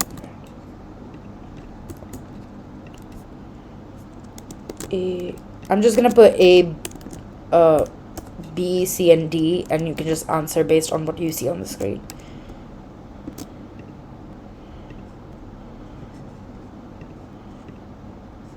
No, I'm making a poll. I'm making a poll. Wait, I made it wrong. I made it wrong. How do I change it? How do I change it? Can I not edit it? Just assume the last one is a D, guys. It's fine. Just assume the last one's a D. It's okay.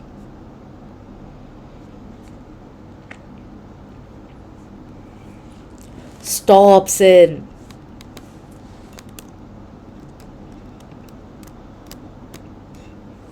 Just assume the C is a C. Okay, I'm gonna wait for more than... I should actually... I can't ping them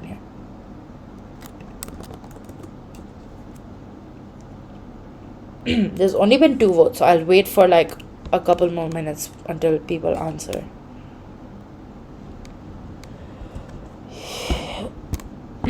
Me? Or Sin?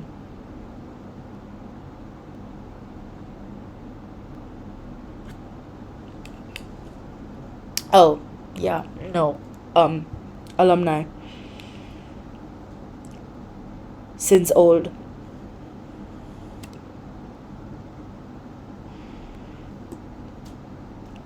Old and Australian is what I'm gonna call you now.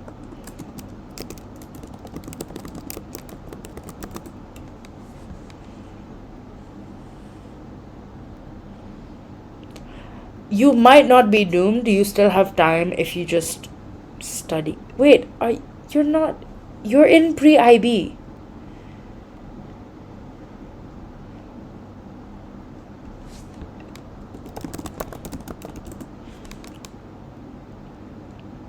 Bro, get the right roles.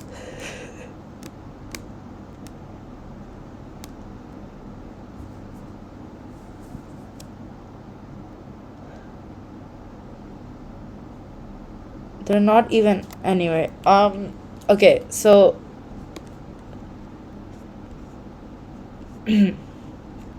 I have 7 answers.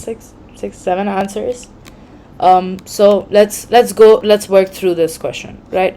So the question is, what is the genotype of the affected boy's father? And we know that the condition is cystic fibrosis. So the first thing we can see is, if the condition is cystic fibrosis, the affected boy has to have 2 small c's. First of all, to identify this, if everyone can put in chat, where is the affected boy? Which generation? No. 4. 4 is right, not 2. It's 4. The affected boy. Look at the key at the top. There's the circle is always the female and the square is always the male. So number 2 is affected female and number 4 is affected male and female, but I mean, we're only looking at affected boy, which means it has to be 4.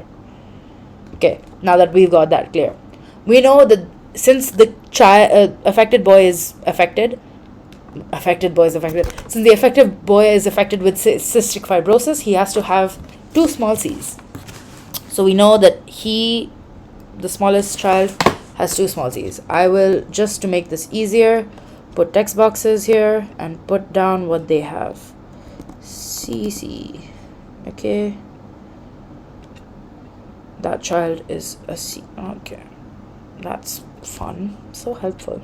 Google Slides. Okay, so that child is a small c and a small c because he's affected. Now, his father is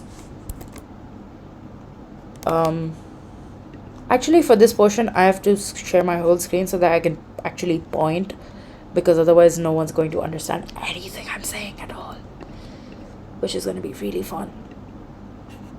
Okay, all of you answering in the chat, I'm going through the answer right now, just bear with me here. Okay, so basically we know that that's the one that's affected, and he has a genotype of small c because he's affected with cystic fibrosis, which is an autosomal recessive disease. Since he has a small c, we can assume that both of his parents have to have a at least one recessive. Since neither of them are affected, both of them have to have at least one affected. Again, I'm using C because of cystic fibrosis, but if you use A, that's not an issue. Okay, so that's basically given you the answer. The answer should be C. We had, I think, 4 people answer B and 3 people answer C last time I checked. Now it's reversed. It's fine. I don't mind. The answer should be C. Now, let me go through every single answer just to show you why it wouldn't work. If you ignore everything above just this family chart, just look at this family chart. For a child, we know that for a child to have cystic fibrosis, he needs to have small c and small c. Like I explained before, cystic fibrosis, and then this or this is normal. So for a child to have small c, both of the parents have to be heterozygous, since neither of them are affected. Does that make sense? Yeah. So again, since, think about it this way, the dominant always covers the recessive. So the dominant being a normal situation, and the small c being the problematic situation, if you will. The normal situation will cover up the problematic situation and therefore result in a normal child. So here, both of them are normal, and then they will crossbreed and have a 25% chance of having an affected child. Unfortunately, they had 5 kids and had 2 out of 5 be affected, but usually it would be 1 out of 4, and not all the probabilities, theoretical probabilities, are not what we always see.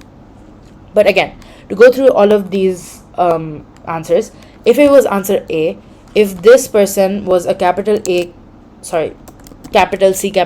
and the other one was a capital C and a small c, they would in no way result in a small c, since it would always be either unaffected dominant or unaffected heterozygous, right? And then if it's B is partially true, because capital A does not make sense, but capital A small a does make sense, which is here. I should probably change this to A's just so everyone understands, because I'm probably confusing everyone.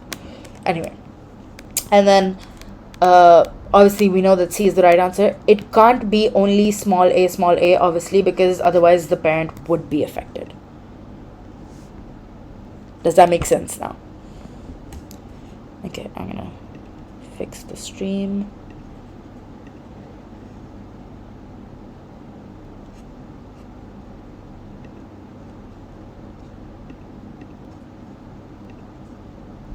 No, a lot of schools in the Southeast Asian countries also use years. A lot of the international schools in Southeast Asian countries also use years. And by Southeast Asian, I mean Singapore, because I don't know any other country that does. Yeah, I know, like a lot of people still use grades. I guess, yeah, no, actually, in my experience, the Um, Singaporean schools always use. Yeah, exactly. So year 13 means M24. Okay, guys, all of this can happen in other chats. Can we get back to genetics? Okay, the last thing I'm going to go through today is causes of mutations, and then I'll continue everything else tomorrow. Probably tomorrow. Okay, causes of mutations. The main ones that we know that we think about are radiation and mutagenic chemicals that increase mutation rates. And they can cause both genetic diseases and cancers. So, radiation increases the mutation rate if it has enough energy to cause chemical changes in the DNA. So, gamma rays and alpha particles, honestly, you don't need to know how they work as long as you can, like, just know what causes, like, what is the main cause. So, radiation has gamma rays and alpha particles that can that have enough energy to cause chemical changes in the DNA. So they change the chemical composition of the DNA molecule. So here, gamma rays, alpha particles from radioactive isotopes, shortwave ultraviolet radiation, and X-rays are all mutagenic. So because they all have a lot of energy. Some chemical substances can cause chemical changes in the DNA and also are mutagenic. So this is just an example. You don't have to remember it, but and if you don't want to remember, just remember nitrous amines that are found in both tobacco and mustard gas that were used as chemical weapons. So a lot of mutations are caused by our history. So it was caused, well, by the two examples that I know of are Chernobyl and what was the other one? Sorry, I'm blanking now. The nuclear bombing of Hiroshima. Those two are the main ones that have caused mutations because they both emitted high energy radiation and had mutagenic chemicals. The nuclear accident at Chernobyl and then the nuclear bombing of Hiroshima.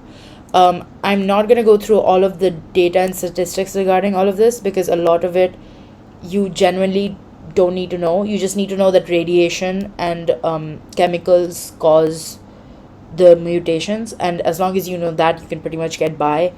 Obviously, if you want to know all the data and statistics, I will screenshot a page out of the study guide, I believe it is, that has for both Hiroshima and Chernobyl, and I will put that in and you can read through that, and if you choose to learn it, that's up to you. I don't think I'll go through it today.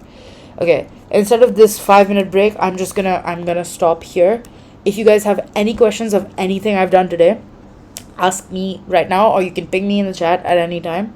But if you have any questions, ask me, and I will soon after this, as soon as I can, I will put up some tentative times for tomorrow, I believe. If I don't have time tomorrow, maybe Sunday, but that will be the rest of 3.4, 3.5, and HL Unit 10, because I couldn't possibly go through all of it today. I'm so sorry it took so long, but it's just there's a lot to cover, and I want to answer everyone's questions as we go through.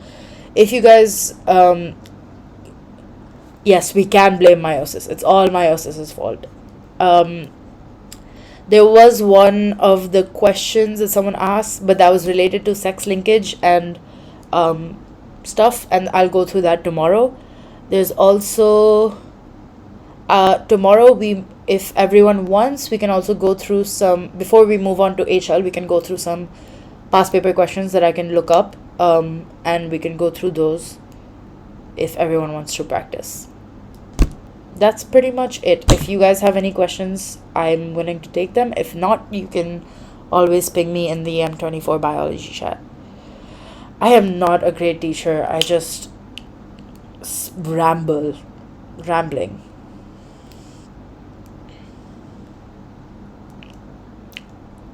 But yeah, again, I'm gonna assume that no one has any questions since no one asked anything. Yeah, good night for those whose nights it is, and have a good day for people who are in the afternoon. Yeah, so I'll put up times in the chat in the next hour or so. I think I was able to record the session. I will check after this. If I wasn't, I am sorry. But yeah, I'll put it up if I was able to. If I wasn't, then we'll see. Fingers crossed. Genuinely, fingers crossed. Okay, thank you everyone. What are you gonna say, Sim? It's not 12 a.m. It's like 11:44. It's fine. Shh. I started at like 9:30. It's taken me 2.5 hours to do this. Anyway, thank you everyone. I'm gonna end this now. Not Philippines. Singapore.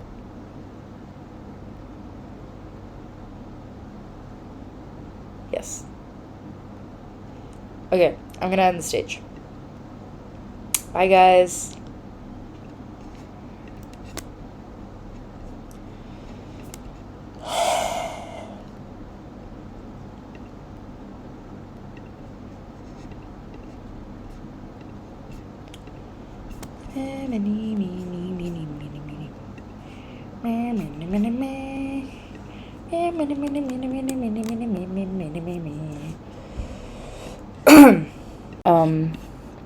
The fifth one, 3.5, and then I will also go through HL, but I'll give you guys like a 5-minute break in between so that I can finish my presentation because I haven't done that. Anyway, there's no stress. It's okay. It's all going to be okay. This is probably the least of your worries. Don't worry. That is proof of endosymbiotic theory. Yes, you are right. Yeah. Is everyone okay, and can I start? Oh. And yeah, we can just use this chat. I will ping M24 bio in here just so everyone knows that if they need to ask me anything, they can just... And I will check it periodic. Can I even ping? I can't ping. I will post the slides. I will post the slides after the session's done. And hopefully we get through all of it today because we already extended this over 2 days. But yeah. Yeah, no worries at all. I'm gonna start now.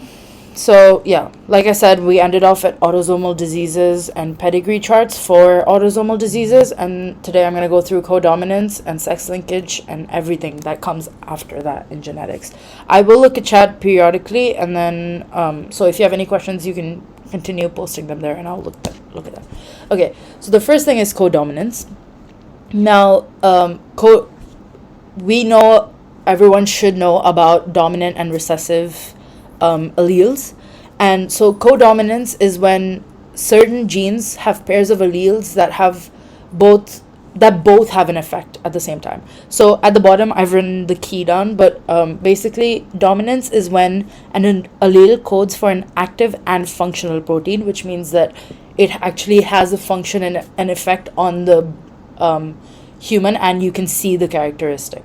The recessive allele is when it codes, but it codes for a non-functional protein, so you can't see it until none of the functional proteins are available, which is what happens when you have a homozygous recessive trait.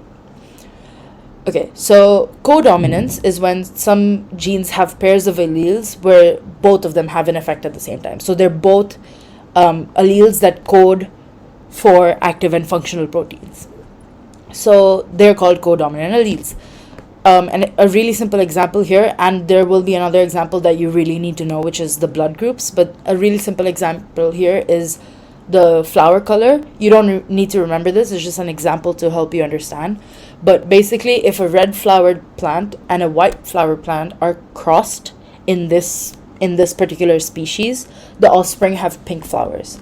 The reason being is that the alleles for red and white are codominant, which means that when they cross, if you remember how to make Punnett squares, when they cross, they give the CRCW, because CR is for red, CW is for white.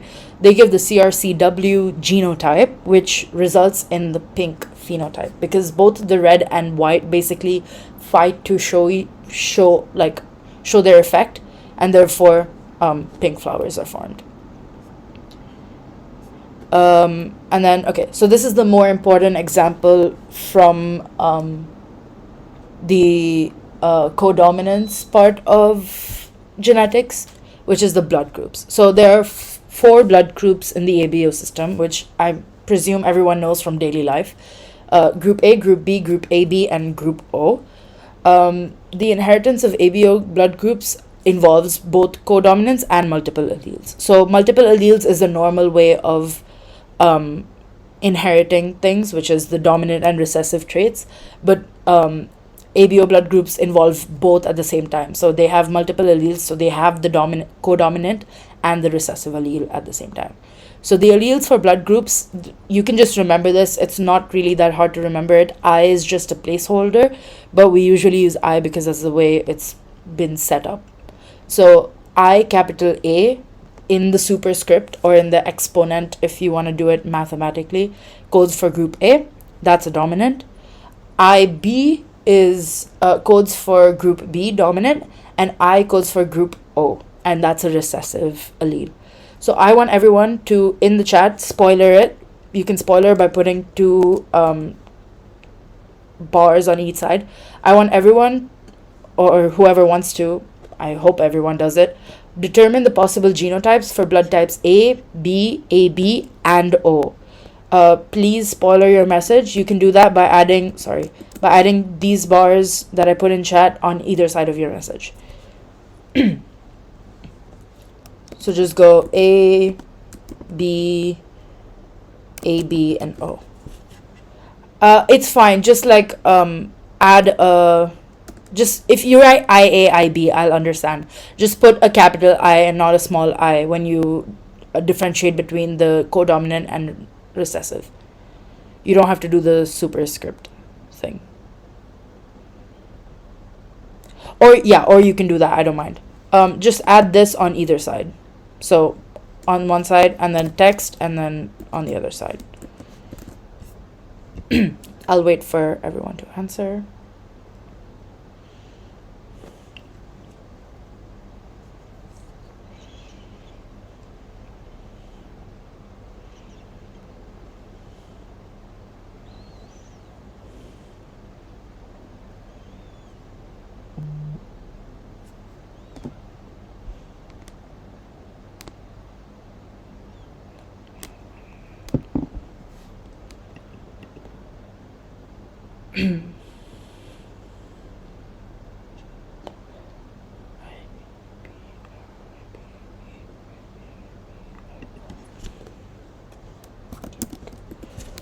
Okay, you have to put two on each side. It's okay. Just add one, like, you don't have to delete it. Just edit your message and add one more bar on each side.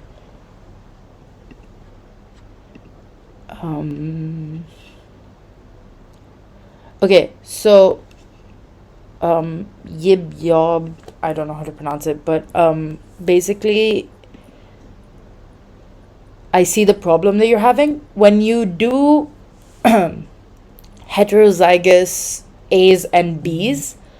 Just when you're doing the small I, which is the allele that codes for O, you don't have to put it as I to the power of I. It's just the small I. So if you look at other people's messages, it basically goes I and not I, if that makes sense. It's not this. Okay. It's just the small I.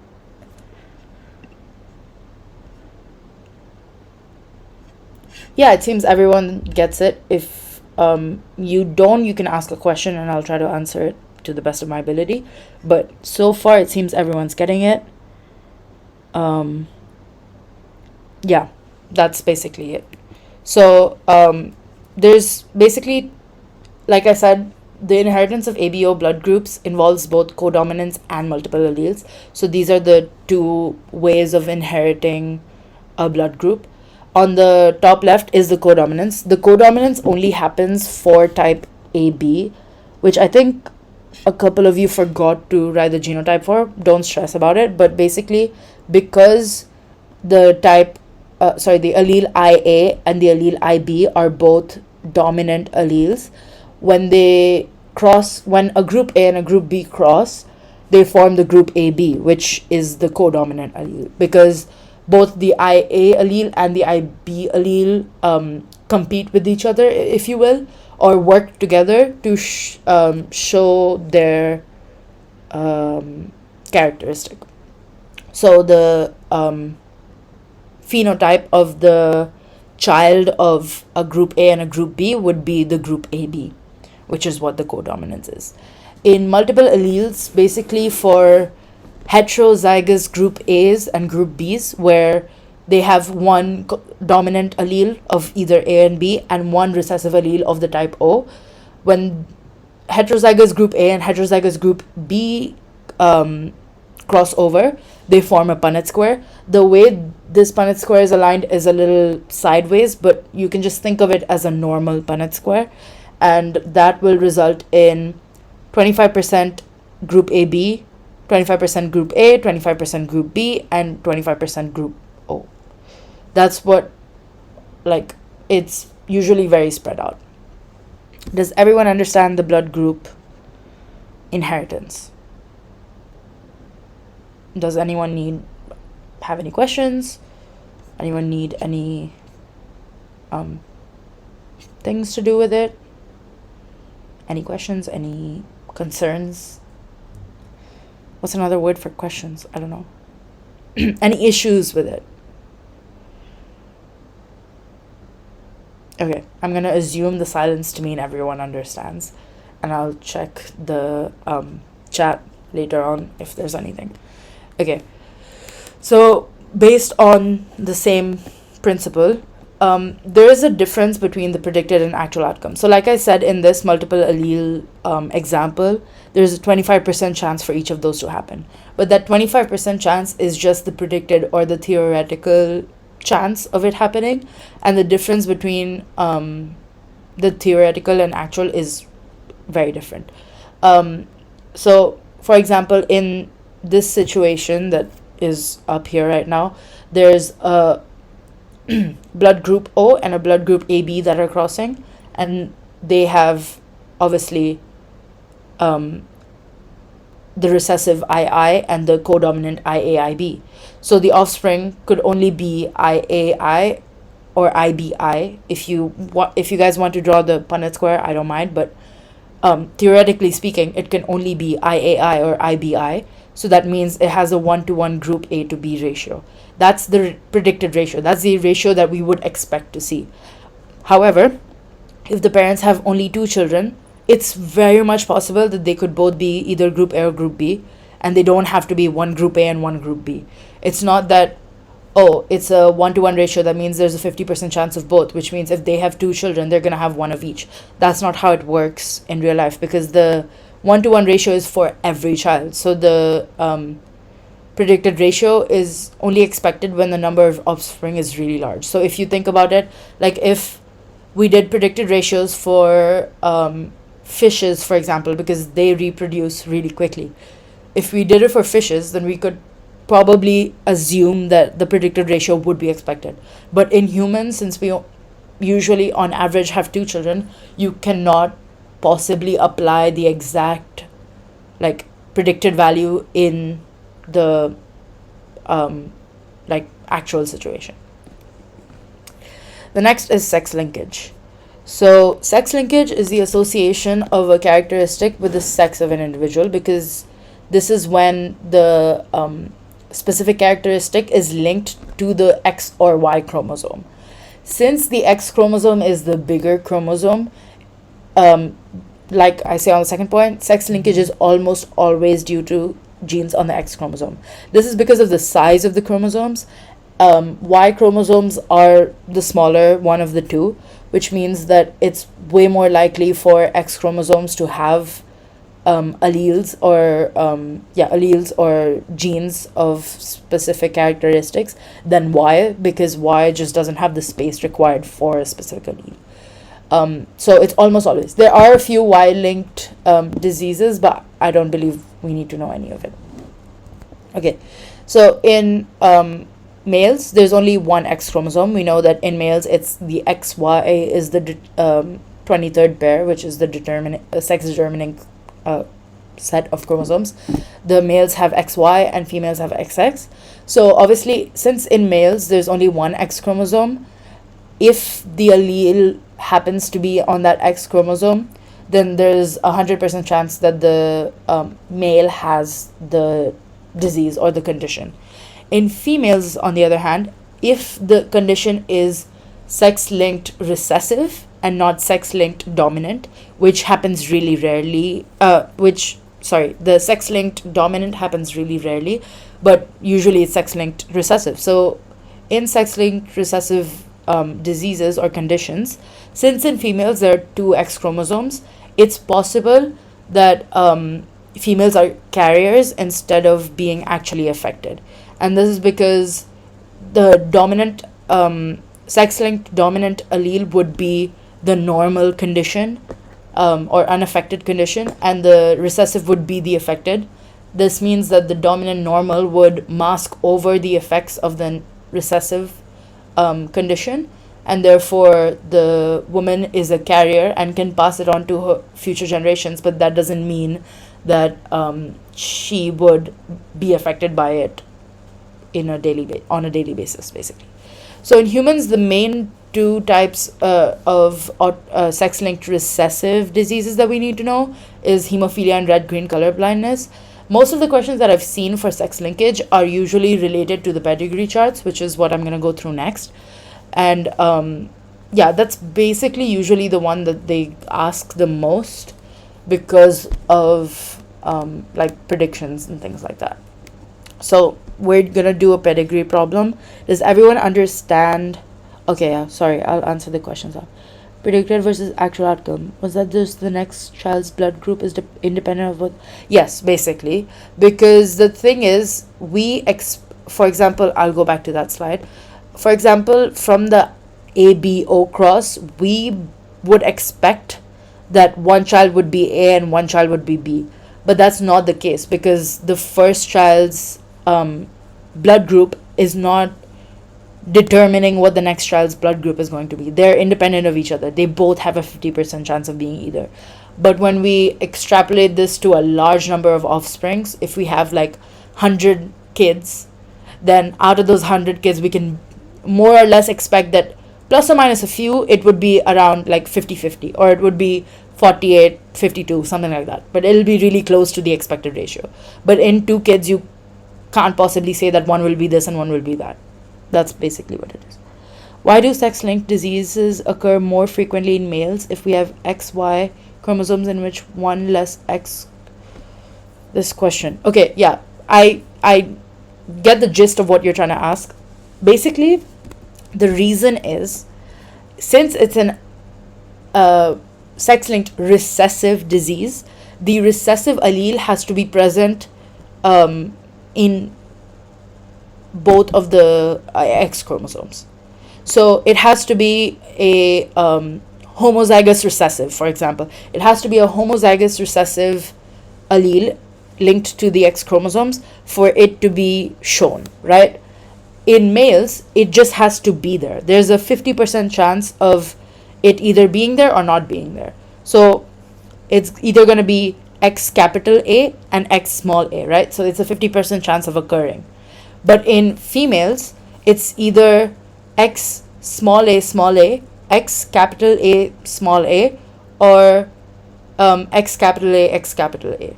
Does that make sense? So I'll write this out because it's probably easier to understand. And X, A, Y, right? In this case, A is assumed to be normal, and A is small a is assumed to be disease, the condition. So in males, these are the only two possible genotypes, right? Which means that there's a 50% chance of occurrence.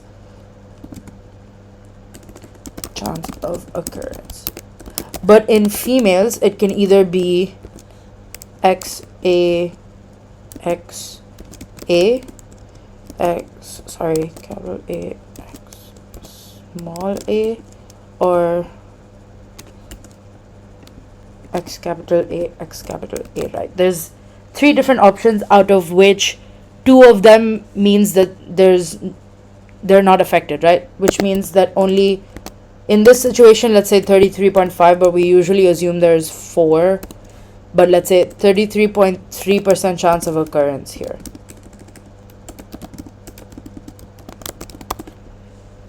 Does that make sense? Yes, the disease is, not homozygous recessive. The disease is connected to the recessive allele, which means for the disease to be able to affect the person has to have the homozygous recessive combination, if that makes sense. A disease is not homozygous recessive, but the disease is linked to the recessive allele.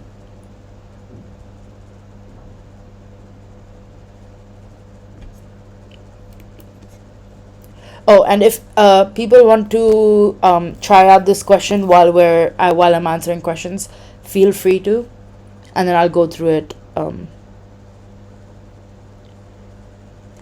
Yes, Storm, exactly. Those are the only two ways you can have the disease, right? So in males, that's a 50%. In females, that's 1 out of 3. If you want to think of that. There's 1 out of 2 versus 1 out of 3.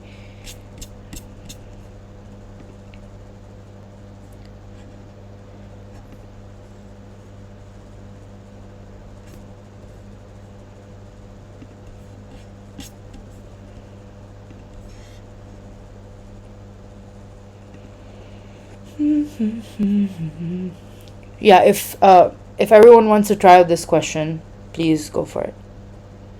It is 25%. I don't even know how to pronounce your name, but I'm gonna say A. It is 1 out of 4. I just said 33.3% because I was only giving 3 of the chances, but usually yes, X capital A, X small a occurs twice, so it should be 25%. I'll fix that right away. The only reason I put that there is because I didn't put the second one there, which is my bad. But yeah, I fixed it.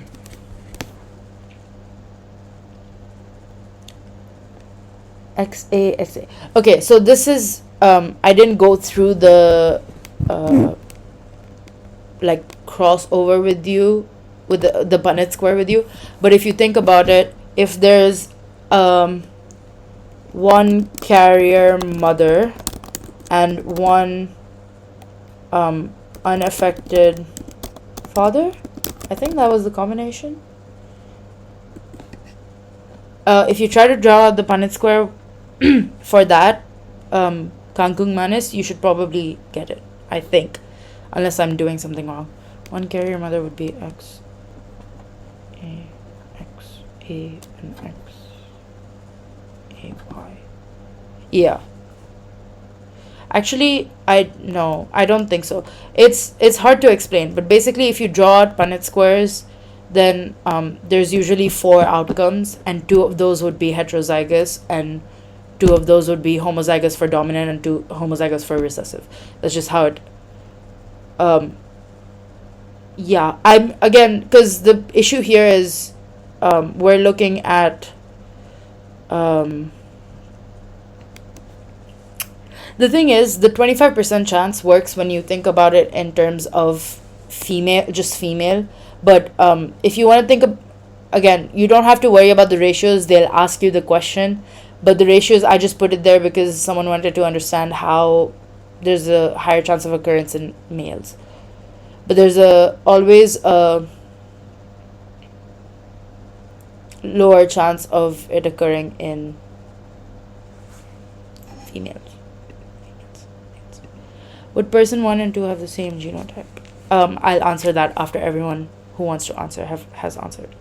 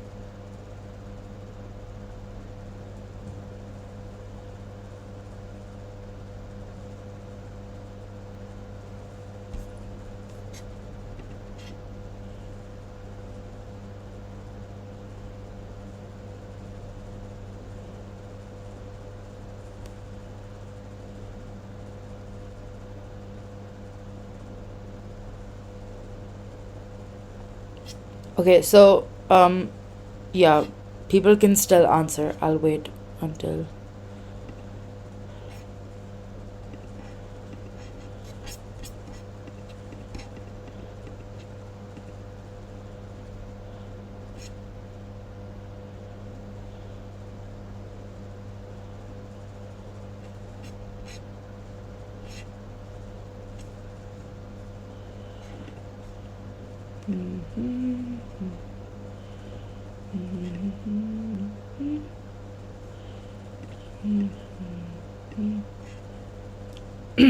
Twig is the phenotype, not the genotype, so that they wouldn't expect.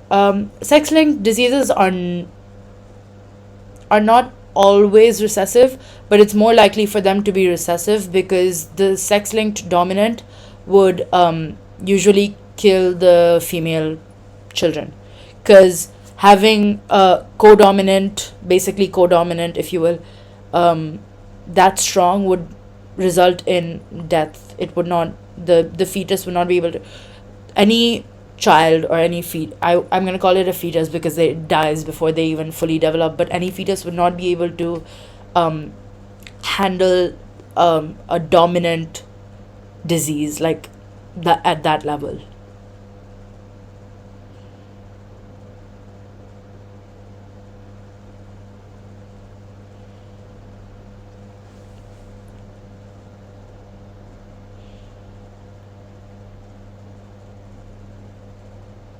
I can cross check that for you before I start making statements.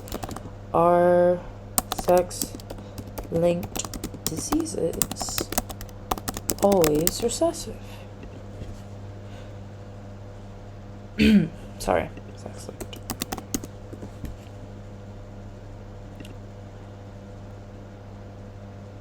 Uh,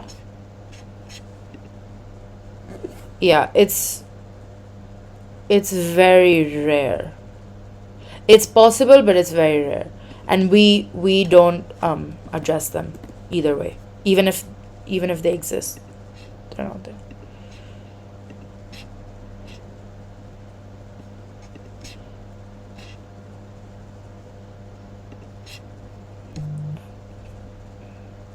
Okay, so I'm gonna assume a lot of people have been done by this, done with this. So I'll oh, okay, there's more. Kangkung manis, that is not a phenotype, that is a genotype, so you have to phenotype it, if you know what I mean. There's a difference.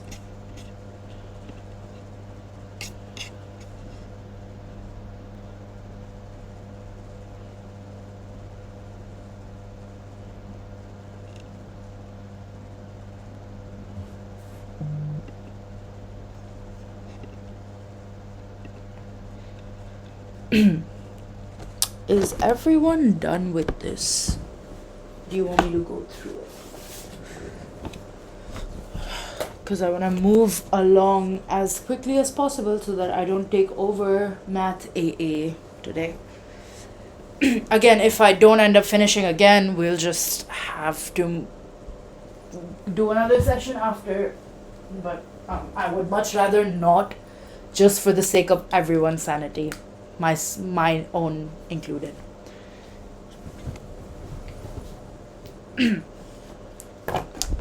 Yeah. Again, okay, so I'll just to say it. Hold on, let me. Right, I did not put it in a slide.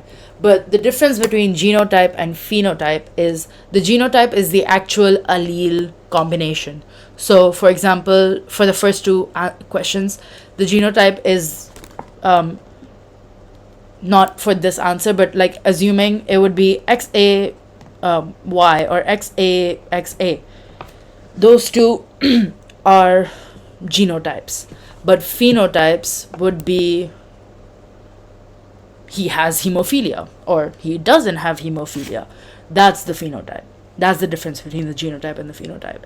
So you have to make sure that you know that when you're answering the questions, because if you don't know the difference or just forget to read the difference, then it can cost you a relatively easy mark, I would say.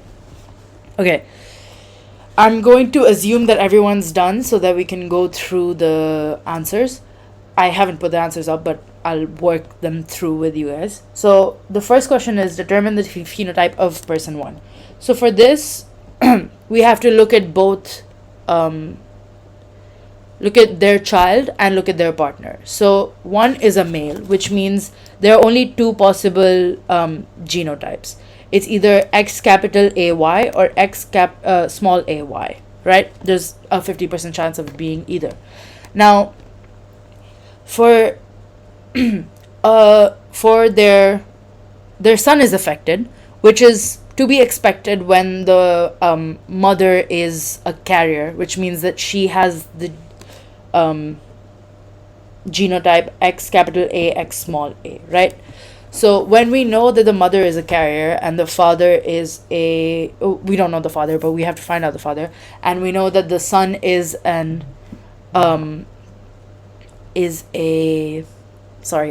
affected, it's to be expected. That's why, so we can't look at the son to figure out whether or not the father is affected or not. To look at whether or not the father is affected, we look at the daughter.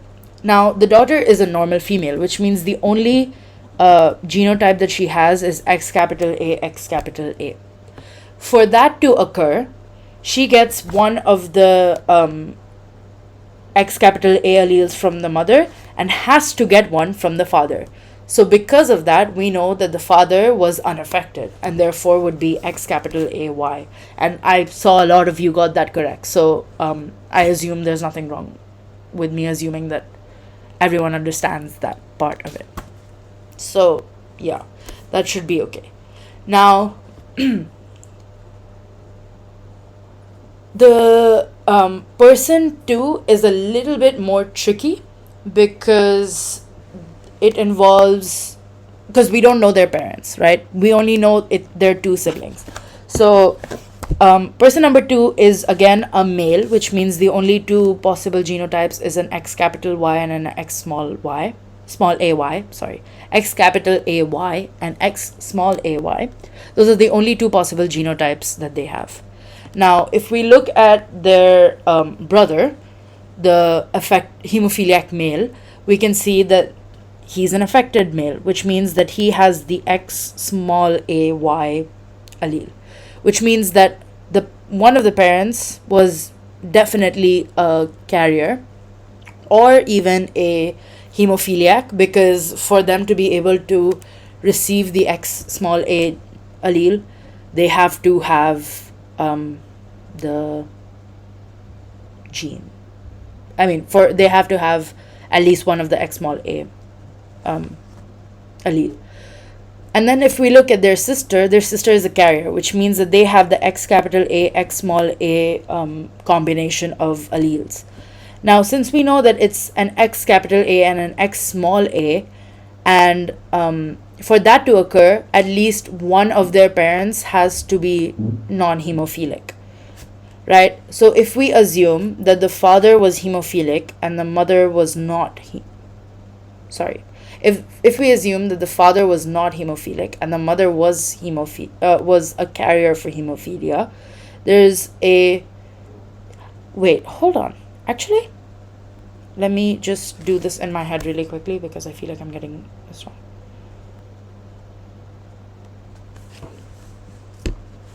No, so you can't do that because that is what we have to determine. The reason they've not blacked out the box is so that you can see the number 2. That's what you have to find out. That's the question. If they're blacked out, there's no way for you to see 2. And if they're blacked out, then there's no way for you to like think about anything. It's telling you that they're affected. Why is capital A normal and lowercase a affected? Because hemophilia is a sex-linked recessive, which means small a is affected. I'm using A, you can use like H or whatever. I just chose A just because that's the one that was in my head at the moment, but you can use H. Assume A is H. So I want to ask you guys what your thought process was, because I feel like I'm also getting confused at the same time as you guys are.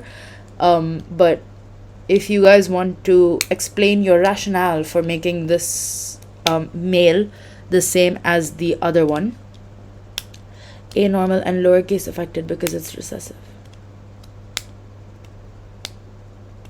I'm so confused. It's X, A, Y, normal. Yeah, what Storm says.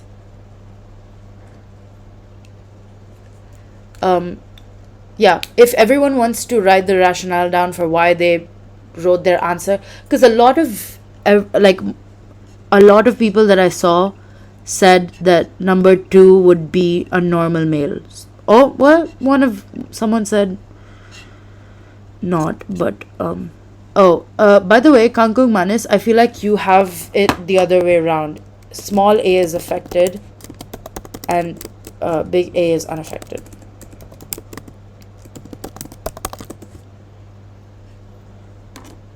Not three, number 2. I want to see number 2. I want to understand why people's rationale was for number 2.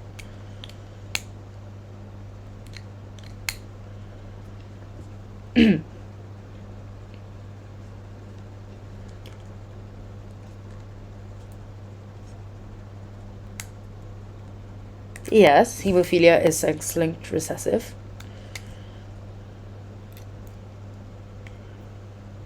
Person 2 is normal male. Yeah, I want to see what people's rationale was for figuring that out.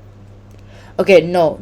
Don't go based on the color of the box, because if they color it black, then there's nothing for you to figure out there.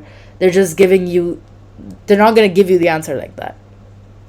This is from a paper that like my teacher gave me, by the way. But, yeah.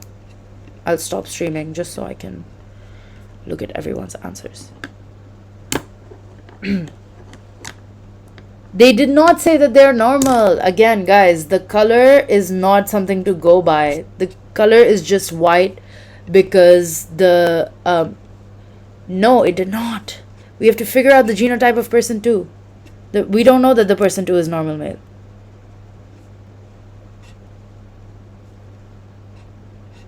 I'm going to project this. I'm going to put this in chat because that's not the... Don't go by the color of the box, because if you go by the... There's no... Okay, let me just confirm that I know I can find the answer for this. Just give me a second. Because you can't go by the color of the box. There's no reason for them to ask you the question. Guys, the same way that in the first one they didn't... Hold on. Let me just look at this just so...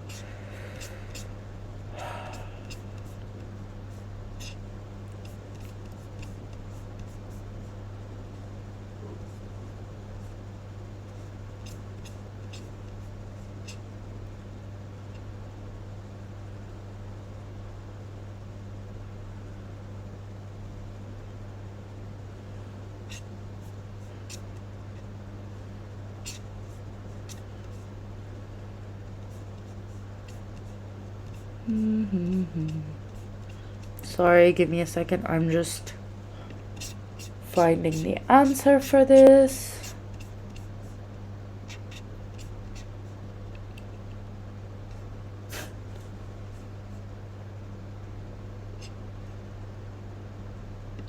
Guys, this is my fault. Sorry, this is my fault. This is my fault. This is my fault. This is my fault. This is my fault.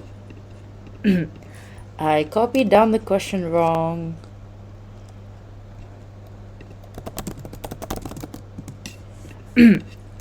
Everyone, I am so sorry. There's no way for you to find... It makes sense because I was also confused. There's no way for you to find out the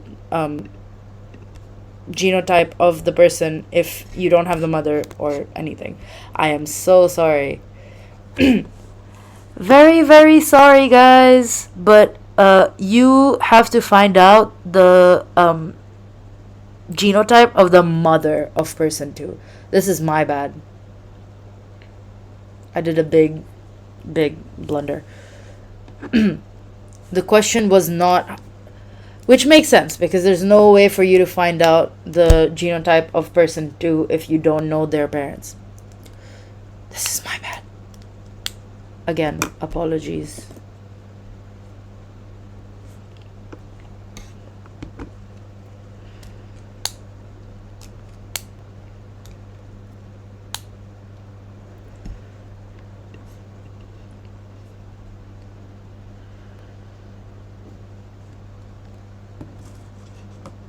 I'll go through this anyway. I'm so sorry. But yeah, so determine the genotype of the mother of person 2. Now, we know that the female here is a carrier, and we know that the male, the other brother is a affected male. And so for the for this case, you can assume that the white means that they're unaffected. Only because they're not asking you the direct genotype of 2, you can assume that the key makes sense. In any other case, you can't assume that the gene makes sense. But in this case, purely because they don't have the question that you have to find the genotype of that person, you can assume that the key is what it's supposed to be. I'm sorry for the mix-up again. I feel terrible now. Anyway, so if you assume that number 2 is a normal male, his genotype would be X capital AY. The other brother's would be X small ay, and hers, the only sister's, would be X capital A, X small a, because she's a carrier. If we trace this back, the only way for both an X capital AY and an X small ay to exist is when the mother is either a carrier or completely normal, which means that she has to have at least one X capital A. But then, since we know that the female child is a carrier, we can assume that the mother was also a carrier, which is the way that she passed it down to all 3 of her children. So that means that the mother would have the X capital A, X small a combination. Does that make sense to everybody? Again, I'm so sorry for getting this question wrong. This is my bad, but yeah.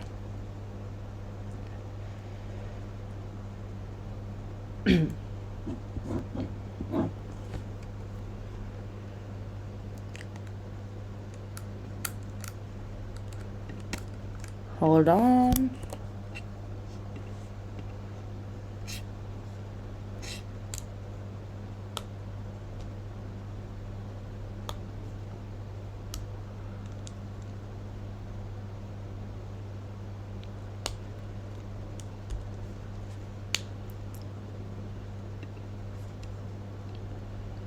Okay, so the reason why X small a is not Yes, person 2 is considered unaffected. I am so sorry for the confusion, but since in this situation they did not ask you to figure out whether, sorry, did not ask you to figure out the genotype for number 2, we consider them unaffected.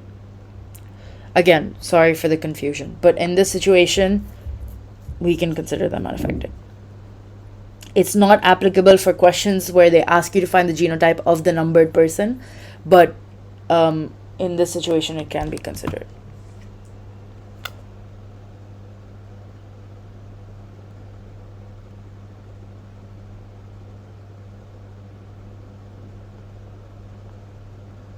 So is guy 1 and guy 2 both normal? Yes, they are. Guy 1 we determine, guy 2 we can assume. Yes, but the question was not to find the guy's genotype. That was my bad. The question was to find the guy's mother's genotype, which is why you don't need to find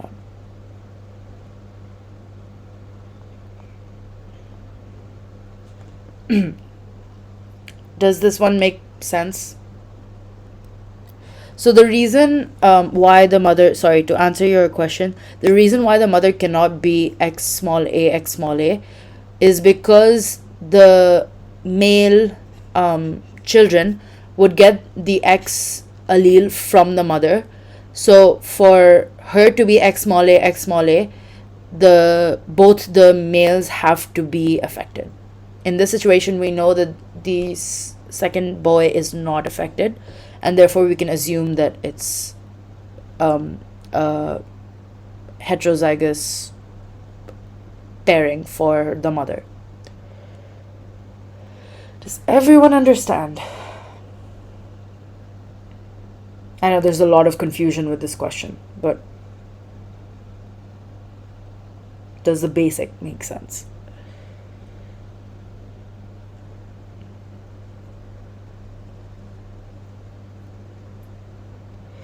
Okay, I'm so glad that you understand. Again, super sorry for all the confusion, but okay. So the third question is, if person 3 has a son, we know that the person 3 is a female and she's normal. If person 3 has a son and the father is a hemophiliac male, we have to predict the son's phenotype.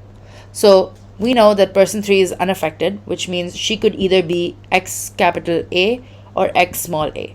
But then we know that she cannot be X capital A, X small a and be a carrier, because obviously since it's not colored, and also because neither of the parents have hemophilia, so there's no way for the female child to have hemophilia.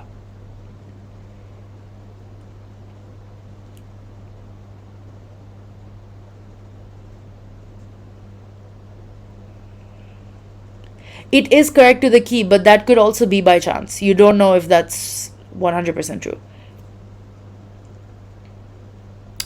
For person, again, I could be completely wrong about this, but I always presume that the numbers that are there are not correct to the key, unless a question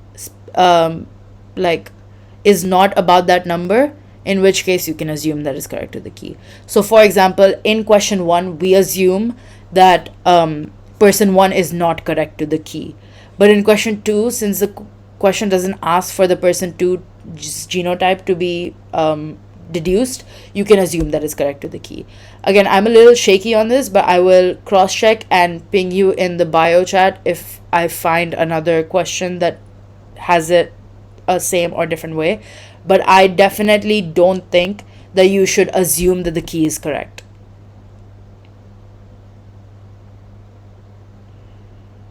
Is that good with everyone?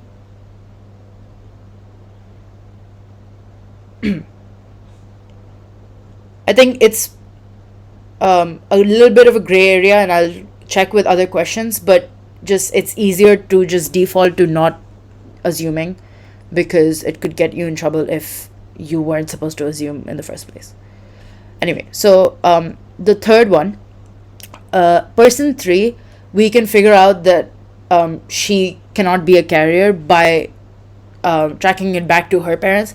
Her parents neither are carriers or hemophiliacs, which means that they all have the normal allele, which means that she has to be a normal female. Again, this goes together with the key, but I would prefer to do it the deduction way.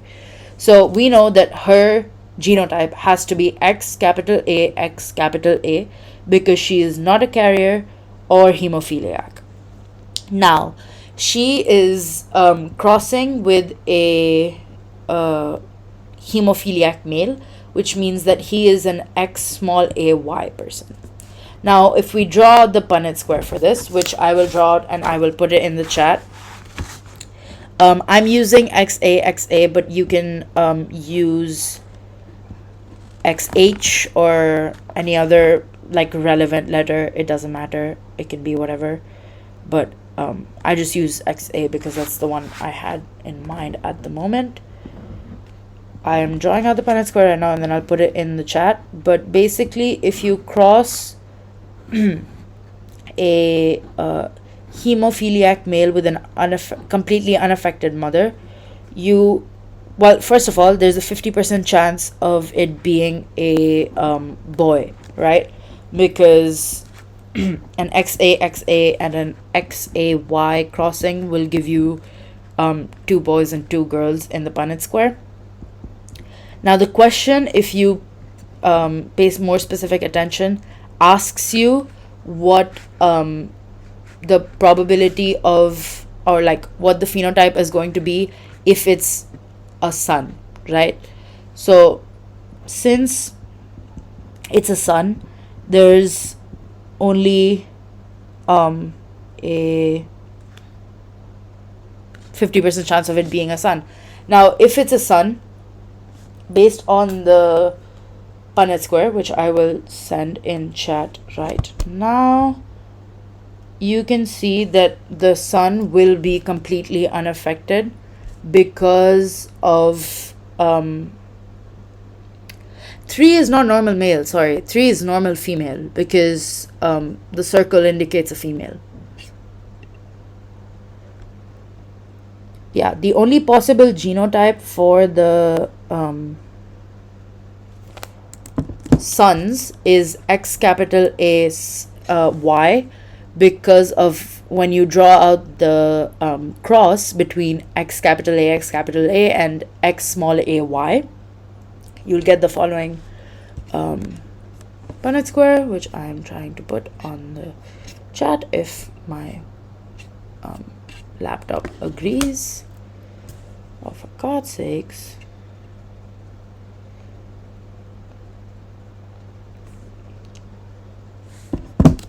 Sorry guys, I'm trying to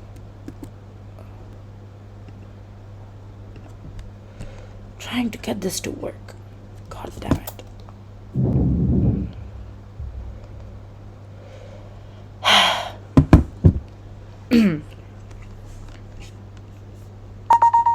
Hi Samrat, this is SL so far, but I don't know if I'm gonna be able to do HL today at this rate, and with considering that we have to get to the math one, but I will do my best to cover as much of it as possible. Again, we can always continue into another session if need be. Okay, this is the Punnett square for the cross between the father and the mother. Based on this Punnett square, you can see obviously at the bottom are the 2 males and the top 2 are the 2 females. This question already asks if the person was a male, so we can see that the only 2 genotypes are the same exact genotype, which is the X capital AY, which means that it's a normal boy. So the phenotype for the son of person 3 and a hemophiliac male would be a normal son. Does everyone understand this question? Does it make sense? I'm sorry. This took a lot of time because of the issues with my ability to copy questions, apparently, but you know. Okay. Any questions? Or can I go on into mutations and then the rest of 3.5?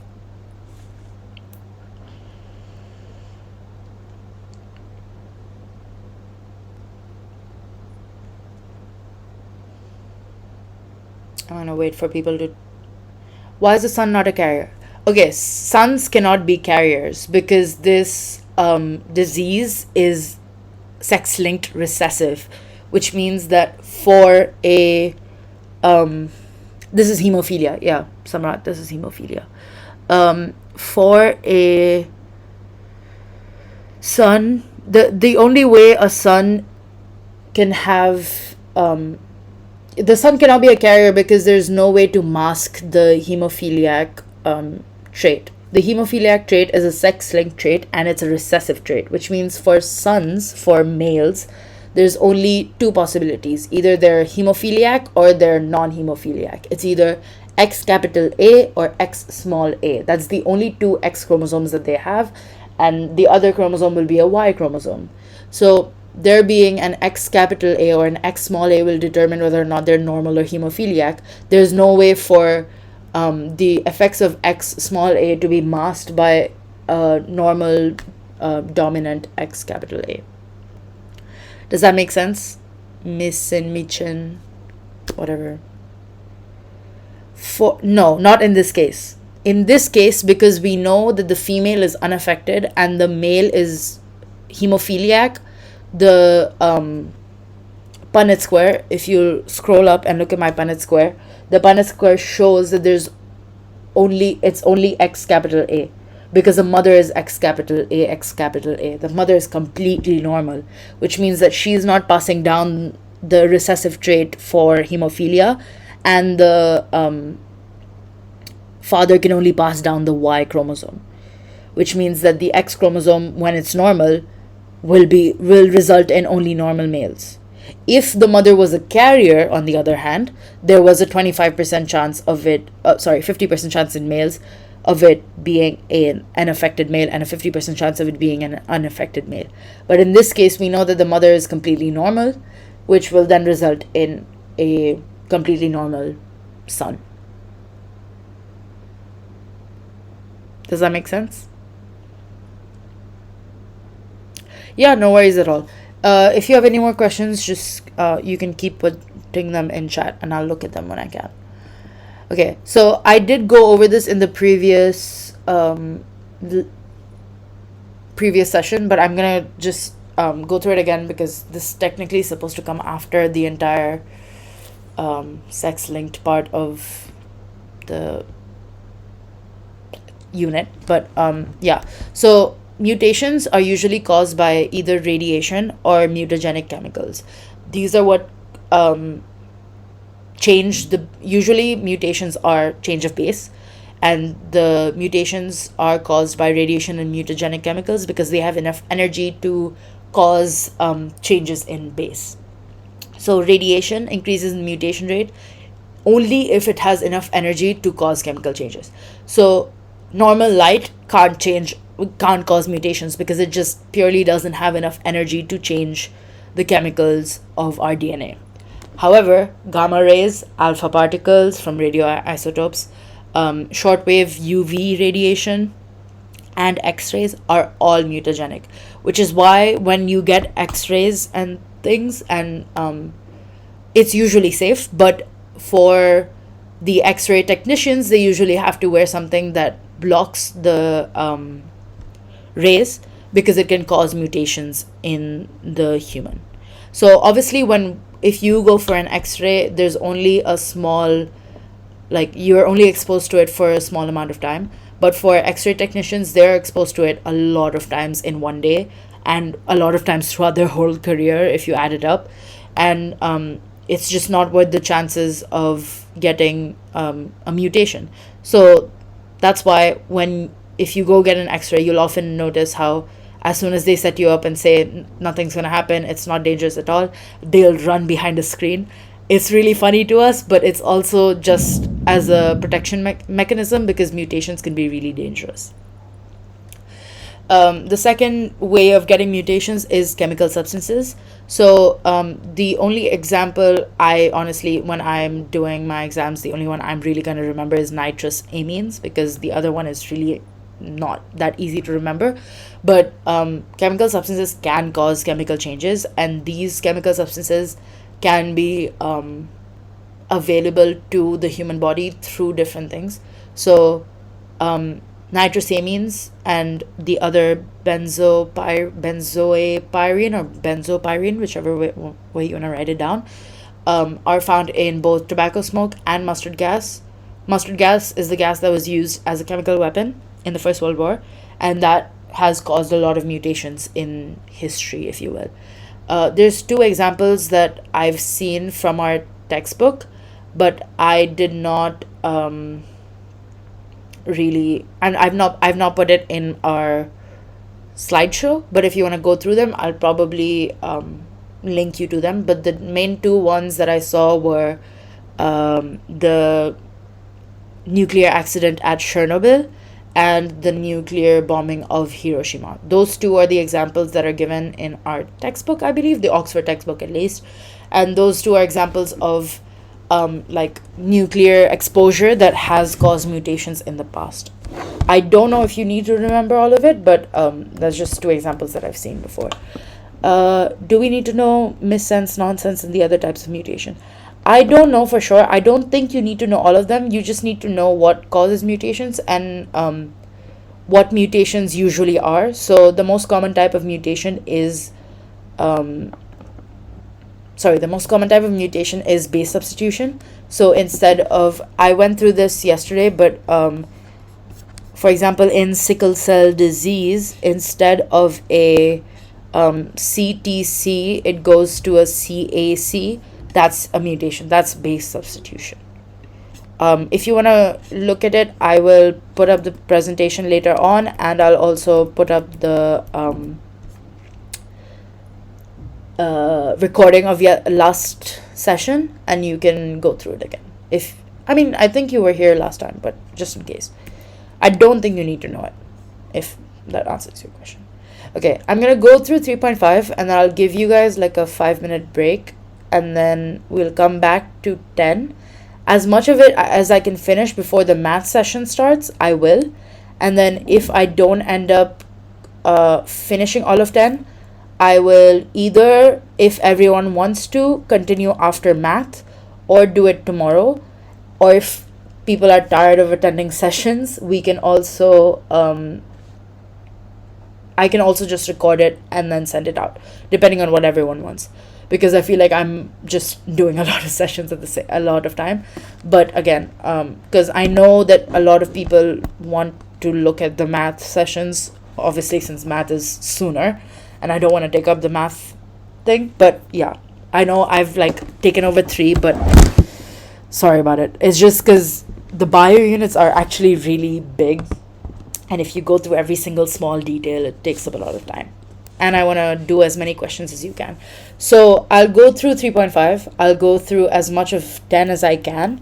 And then whatever is left over, we can go over either tomorrow and also do some questions. I'll prepare a few questions, and then we can just do them as practice, if that helps everyone. If everyone is okay with it, again. And if not, I will step back and I'll just record the rest of it on my own, and I will put it out if no one wants to attend any more sessions, which I completely understand because there are other subjects and I don't want to take up too much time. But yeah, I'll start with 3.5. 3.5 is DNA technologies. There's basically only 5 things that you really, really, really need to know. It's gel electrophoresis. I don't know how to say it, but as long as you know how to spell it, it doesn't matter, really. The second is PCR, which is the polymerase chain reaction. Third is DNA profiling. Fourth is genetic modification, GMOs, and things like that. And the fifth is clones and cloning. Those are the 5 main things that you need to know in terms of DNA technology. So the first one is gel electrophoresis. Gel electrophoresis is basically a method of separating mixtures of proteins or fragments of DNA which are charged. So for this to work, we assume that the fragments of DNA are charged and are positive or negative. And their speed also varies based on the size of molecules. So genes are DNA fragments are um, negatively charged, I believe, which is why they move towards the positive electrode, because negative attracts positive. So the mixture is usually placed in a thin sheet of gel. I've included a picture down there if you can, use it as reference. The gel acts like a sieve, basically, a sieve. So if anyone bakes, if you think of when you sieve out flour or cocoa powder or whatever, that's basically what the gel does. It makes sure that the size of the molecules will change how fast they move, because it's just harder to move through gel than it is through any normal electrolyte, if you will. So to the gel, an electric field is applied by adding electrodes on either end. So you can see the negative electrode on the left and the positive electrode on the right. And depending on whether the particles are positively or negatively charged, they move towards the opposite side of the electrode. So if particles are positively charged, they'll move towards the negative electrode on the left, but if they're negatively charged, they'll move towards the positive electrode. DNA is considered to be mostly negative, I believe, which is why it moves towards the positive electrode, as you can see in the diagram down below. The rate of movement, like I've already said, depends on the size of the molecules. So small molecules move faster than larger ones. Therefore, since we know that they're all negative, basically, it's harder to differentiate, but the way we differentiate is depending on size. So the bigger sized fragments will be closer to the original sample than the small fragments. Hi, Sin. Does anyone have any questions about gel electrophoresis? I know it's really, it seems really complicated, but as long as you know the basic the basic mechanism of it, I don't think it's going to be that complicated to go through. I'm going to assume that there's no questions. If there's any questions, you can put them in chat and I'll look at it after I do PCR. I think so. I believe so. That's my guess. But again, the IB can do whatever they want. And this could just be in the first part of paper 3. They could do that if they so chose. But personally, I think, it's just going to be okay, so you did do DNA technologies, right? It's just like a tick mark beside each unit, if you will. Second is polymerase chain reaction. This is part of unit 2 as well. You can get analytical questions for this, yes. It's because these can be database questions or stuff like that. Database questions are also part of DNA profiling, because they'll give you profiles of a parent and children and stuff like that, and then you have to figure out whether the child was for parent 1, 2, or 3, something like that. It could be anything, and then you have to give reasons. That's there as well. Yes, Sin, you have a question? I'm listening. I'm here. Yeah, no worries at all. They could put this stop. They could put this in any paper, honestly, but if I were to predict, which honestly, take my word with a grain of salt, it could be a paper 3 or a paper 1 question. But that's just my guess. It could be anything. Okay. The next one is polymerase chain reaction. There's this really, really small thing about this in unit 2 as well, but the only part, the actual process is only explained in this unit.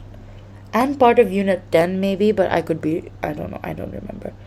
It can't be paper 3. Why can't it be paper 3? It can be paper 3. Paper 3, section A of paper 3 is what I meant.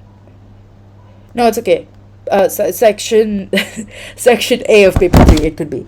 Paper 3 is the option unit, but there is a section A which is not options. It could be of anything from bio, but usually I've seen it's usually more of the experiment questions that are in section A, but they could literally ask you anything.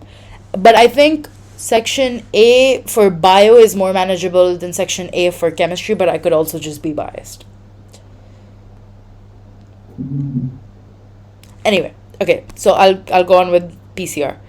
Uh, yeah, so PCR is basically when you take small samples of DNA. You should know this from Unit 2, but when you take small samples of DNA and replicate it hundreds of thousands of times so that you amplify the DNA and you can easily analyze it. So if everyone remembers the dark ages, COVID, everyone did like PCR tests. Or, I mean, if you had COVID or if you were suspected of COVID or if you were traveling, you had to do PCR tests. That was basically the same as this. They took a sample, usually from your nostril or from your mouth, depending on where you were, usually the nostril. And that small amount of DNA was amplified so that they could figure out whether or not a virus was affecting it. And the virus was COVID in that case, but PCR could be used for pretty much any condition, since all we really want to find out is the gene sequencing. So PCR has three main stages, if you will, and they're just repeated again and again and again so that thousands of copies of the same DNA molecule can be made. So I'm going to start at the top, but you can start pretty much everywhere. But usually the first thing is they separate the two strands. So again, this is going into a little bit of DNA replication, which is part of Unit 2. So I'm just going to kind of like skim through it. But if you really, really want to understand, I'll probably wait for that until another day. Yeah, so DNA is heated to 95 degrees Celsius, which separates the two strands of the DNA. That separation in replication is done by another enzyme called, I'm forgetting now, helicase, because it unwinds the helix. But because this is artificially done and it's done in a test tube, and instead of adding more enzymes, it's just easier to heat it up. They heat it up and they separate the two strands of DNA. The temperature is then reduced back down to 53, which allows primers in the solution that this is placed in to bind to both strands of the DNA using taq-DNA polymerase, basically. So the primers bind to the strands of DNA on both sides next to the sequence that is to be copied. That's determined by the scientists, basically, and the promoter groups, but you don't need to know that much in detail. Basically, primers bind to either side at 53 degrees C, and then the temperature is increased back to 73, which is basically, you can consider the optimum temperature for taq-DNA polymerase, which is a specific type of DNA polymerase that is from a bacteria that works well in high temperatures. That DNA polymerase replicates the strands on both sides, starting at the primer, and producing two double-stranded copies of the original DNA. This is a lot faster because they basically do double replication at the same time, and then they continue replicating again and again and again and again so that they can get millions and thousands of millions of copies. So like I said below there, millions of copies of the DNA can be produced in just a few hours. This is very useful when very small quantities of DNA are sampled and larger amounts are needed for analysis. So, for example, going back to the COVID example, with just like a small amount of your sample, they had to figure out whether or not you had COVID. Now, that's not really easy when DNA is basically microscopic and you can't tell whether or not a virus is affecting you. This basically allowed them to amplify your DNA and then easily analyze and pick out whether or not you were affected. Okay, does everyone understand PCR testing? And can I go on to DNA profiling? Because this one is one of the more complicated ones of the 5, I would say personally.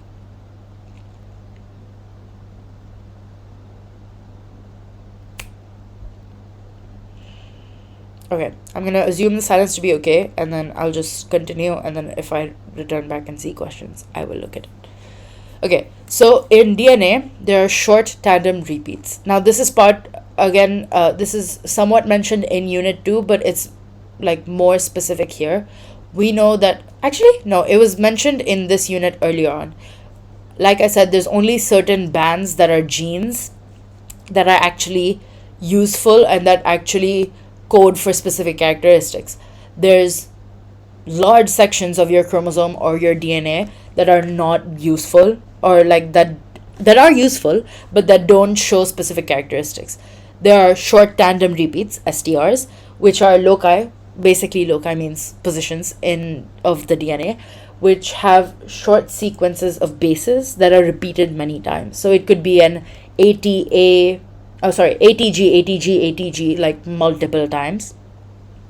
Now that allows profiling to be done. So a sample of DNA is obtained from a person. This can be from similar to PCR from the nostril. It could be, usually people do like to do hair follicles or cheek samples. These samples cannot be contaminated with any DNA from anyone else because there's no way for them to identify which DNA is from which person.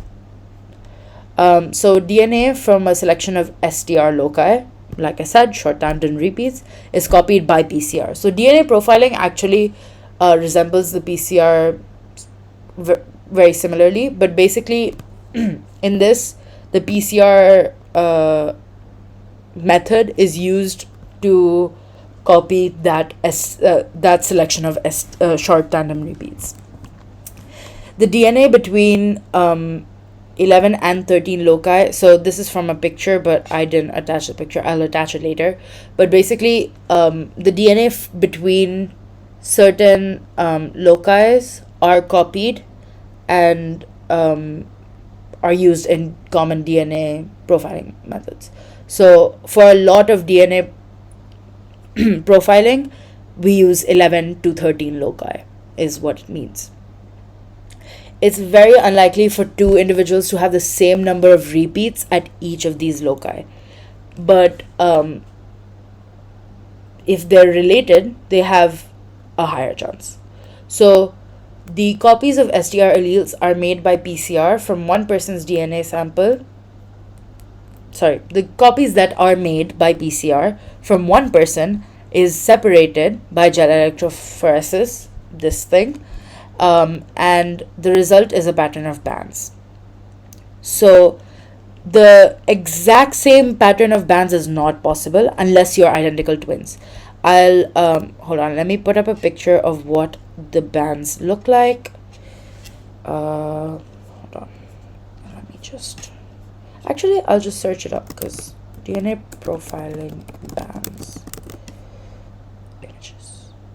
Yeah, so basically, like, a question can be something similar to this. Oh god. Anyway, it's something like this, right? 1 is 1 person, 2 is 2 person, 3 is 3 person, for example. So this is 3 different people, and the breakdown of fragments is separated by gel electrophoresis, if everyone knows what that means, right? So DNA profiling is the most complicated one because it involves the 2 technologies that you learned about before. Yeah, so basically the sequence of, actually I should just, I'm gonna go scroll. Okay, yeah, this is what the IB question can also look like. So to determine whether a child is a specific man's, because you can assume that it's the same as the mother because, I mean, the mother is having it, but if you need to determine that a child is one particular person's, you can compare the bands of DNA and how they split apart in the gel electrophoresis. So based on this image, the child has a similar composition with man 1 in the first band, but then also has a similar with man 3 and also another similar with man 2. This combination tells you whether they're associated. When it repeats more than once or twice, you can assume that it's like they're related, because the only way for it to be that common is for them to be related in some way, because they have to have some similar genes, if that makes sense. Yes, if you have a question, just type it in chat, please.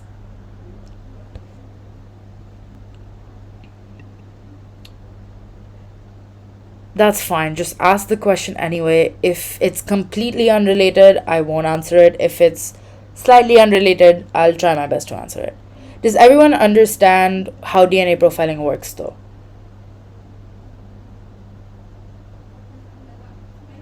Huh? Anyway, that's not related at all. Yeah, does everyone understand DNA profiling?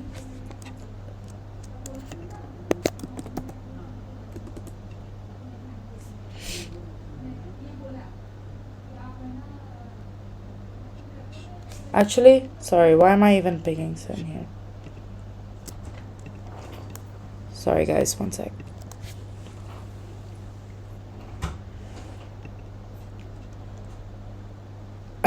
Anyway, uh, yeah, are we good? Sorry guys, just give me like 1 second so I can just. Why do you have to make my life so difficult?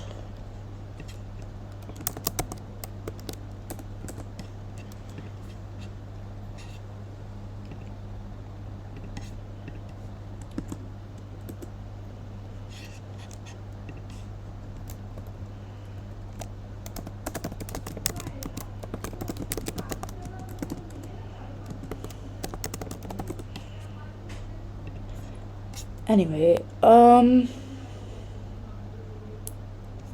yeah, does everyone understand DNA profiling?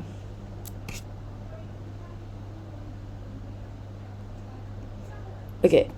I'm gonna go into genetic modification and GMOs. I feel like I'm only gonna be able to finish the SL part today, and I'm sorry about that. But we'll do HL on tomorrow if everyone doesn't mind. So sorry again. So genetic modification is the transfer of genes from one species to another to create GMOs. So if you've probably heard about it in general human, like, no, I mean general life, if you've heard of GMO crops and all the dangers related to GMO stuff, um, we will talk about that. We'll talk about risks and benefits in general because a lot of people like to debate the risks and benefits. But basically, GMOs are when you try to genetically modify certain crops to have desirable characteristics.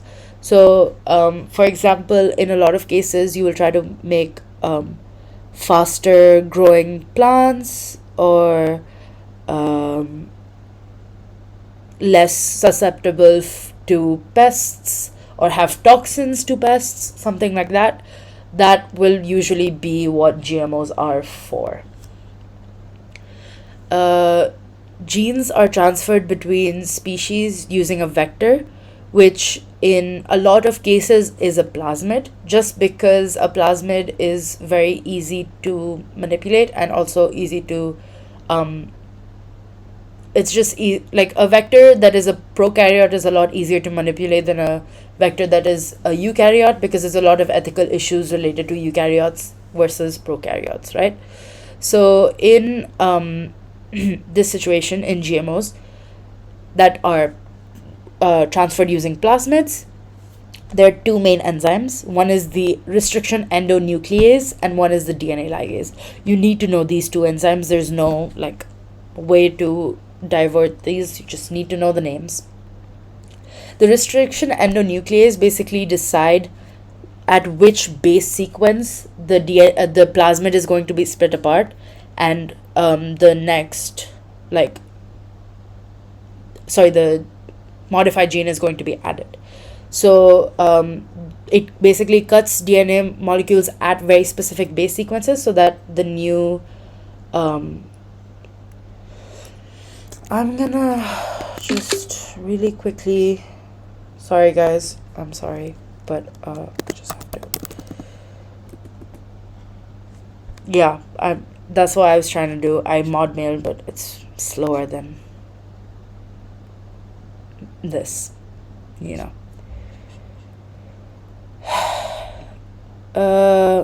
Yeah, so what was I saying? Sorry guys. Yeah, restriction endonucleases will cut plasmids in specific places that will then essentially decide where the new gene will be added and then removed from to transfer it to another one. The DNA ligase is what makes the sugar phosphate bonds to link the new uh, section of gene to the plasmid and to the new organism as well. So a plasmid with a gene from another species inserted is called the recombinant. So that plasmid that has been cut apart and added to is called the recombinant plasmid, and the cell that receives it is the host cell. So, for example, if I were the next the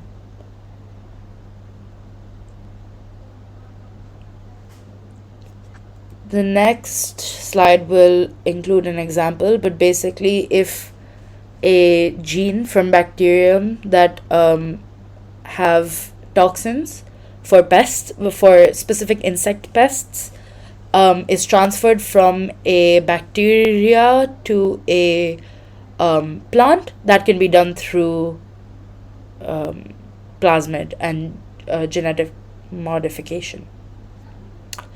So this genetic modification kills insect pests that feed on the crop, especially corn. This is in terms of maize because that's what's it's transferred into. But yeah, so it acts against corn borers that can cause serious damage. Now, the risks and benefits are something that you need to know because this can be like either a 4 mark question or I don't think it'll be more than a 4 mark question, but in paper twos, it's more likely to be a. I think you will have to list. I'm a girl, by the way, if that's your question. So I would very much appreciate if you use my actual pronouns, but again, I don't expect it of you. Anyway, will we have to list specific benefits and consequences of GMO? I think you will have to. I don't know about examples, but definitely they will ask you benefits and consequences. It's very possible that they will ask you benefits and consequences in paper twos, and it can be like a 4 mark question, and they'll ask you to differentiate, or it could be a 5 mark question. Yeah, sorry, no worries. For genetic modification. Yeah, sorry. Yes, the headings are switched. That's my bad. Sorry, real quick. I will fix that before we go on. Sorry. That's just because that's how it was in my head, and then I just didn't change it. Benefits and risks. Yeah, sorry, that was switched. That's my bad. The other enzyme, it's restriction endonuclease and DNA ligase. Can you just stop? I would very much appreciate if you just don't go on writing in chat. Yeah, sorry, here.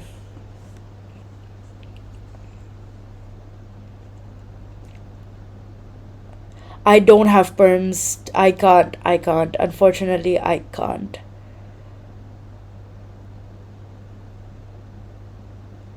Yeah, I'm just gonna, guys, if you have serious questions, you can just ping me in the bio chat just so I can answer them there.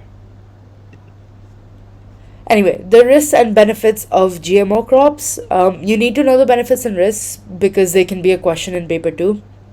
But yeah, that's basically it.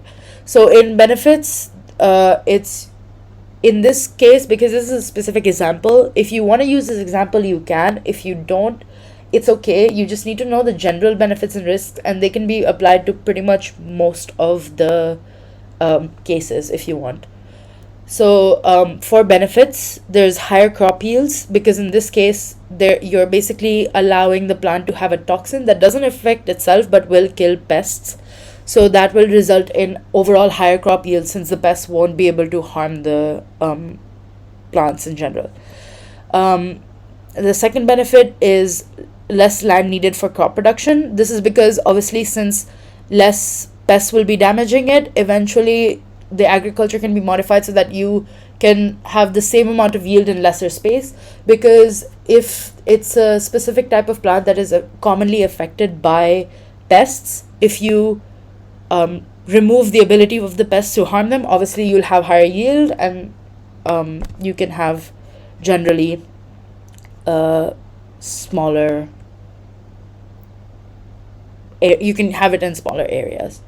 And then the third benefit is less use of insecticides, because if you already have the toxin that is in the plant that won't affect humans, you won't, if it won't affect humans, then you don't have to use insecticides, because the pests can just be killed when they try to eat the plant. And insecticides are generally more expensive. They can also be harmful just in terms of inhalation and things like that, because they're often aerosols, and they can be harmful to the farmers, or they can be harmful to the wildlife. I'm gonna look at the risks as well, and then I'll look at the chat for questions. So in the risks, so insects that are not pests could also be killed. Now this would be a problem in terms of either biodiversity or just general concern for life, because obviously here you're trying to target only the specific pests that would cause damage to that plant. However, the Bt toxin doesn't know that it's that specific insect, so it could harm a lot of insects in general. And so insects that are just feeding on the plant, just not in terms of being a parasite, but just because it's their livelihood, they could also be killed. And this could cause issues in the food chain or the ecosystem, because the insects could be required for other situations. The second risk is the transferred gene, and that is because that might spread to wild plants by cross-pollination. And the wild plants, we don't want to control the wild plants. We don't care whether or not the wild plants are susceptible to insects, and the wild plants could also be useful for the insects' food, and they wouldn't necessarily be parasites. Again, similar to the first question, but the first point of risks, but the second point is basically it could spread to other plants that we don't want to control. We only care about the crops, but because of cross-pollination and because of how general pollination works, it's possible that the gene can be transferred to other populations of plants, and it would cause issues in the general ecosystem as a whole. The third one is insect pests of corn may develop resistance. So Bt toxin in the plant would only be in certain concentrations, and it's possible that certain insects would develop a tolerance to it and then pass it on to their generations, and then eventually the point of adding Bt toxin would be null and void, because the insects would just become resistant and therefore not required to even if they feed on it, they won't die. So then it defeats the entire purpose to begin with. Okay, the question was, what do we differentiate GMO with? Okay, yeah, so sorry, I didn't mean differentiate GMO, I meant weigh the risks and benefits. So they might ask you what are the risks and benefits of genetically modified organisms, and then you just have to answer, basically this table. But yeah, that's usually the question. Kangkung Manis. Are there any other questions?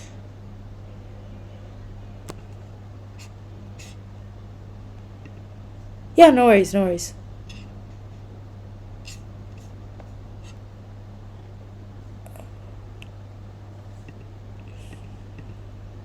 Okay, I'm gonna assume there's no other questions, and I'll just move on. If there's any other questions, obviously, don't worry, just put it in chat. Okay, this is the last bit that I'm gonna go through today, because I feel like we're running out of time. I will do HL tomorrow, guys, so sorry about that again. Okay, so clones and cloning. A group of genetically identical organisms derived from a single original parent cell is considered a clone. So if you want to think about it in human terms, uh, we could consider identical twins as clones, kind of. There's a big issue with this since technically they're not being um, formed from one original parent cell. But if you want to remember clones with something, you can think of it as um, identical twins. But basically, if one single cell um, divides and gives two organisms, two completely genetically identical organisms, that's a clone. And the production of an organism that is genetically identical, basically production of a clone, is cloning. Now, there are natural forms of cloning, but we also, as humans, because we're so interested in science, we also have found artificial ways of cloning. So the most natural form of cloning is asexual reproduction, and this happens in a lot of plants, also in bacteria, and very few animal species. So they basically use mitosis, and they have genetically identical cells. So plant species, in terms of buds, in terms of basically any way that a plant can asexually reproduce, that will result in genetically identical plants.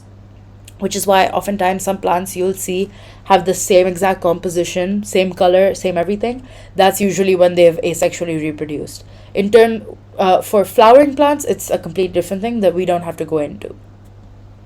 So cloning also happens in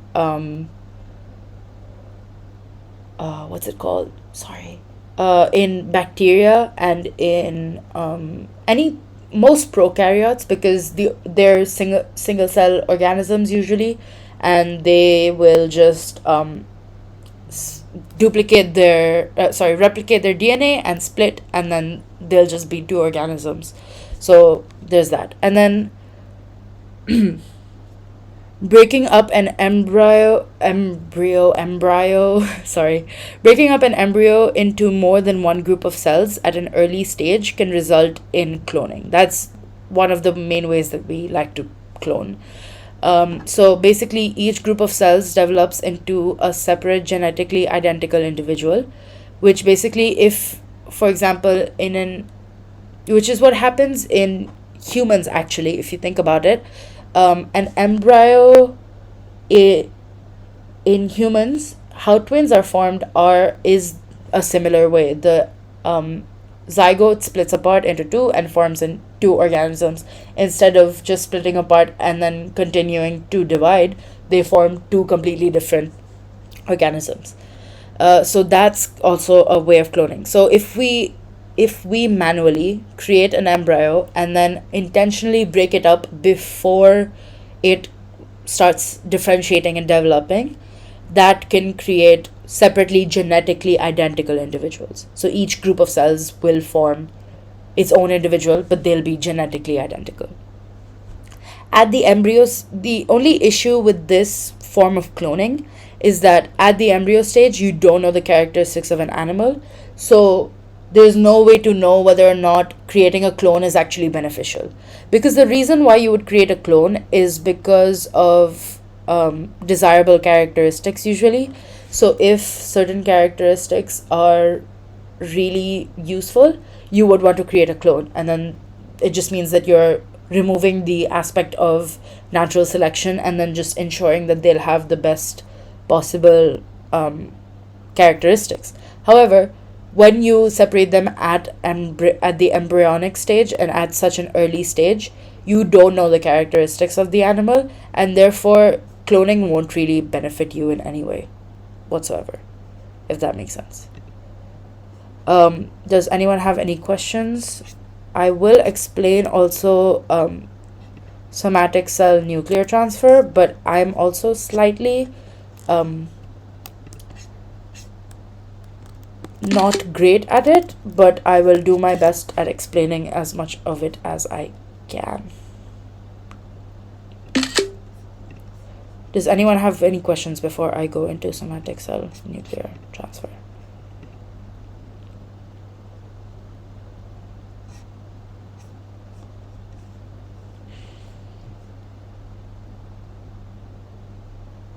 Okay, sure.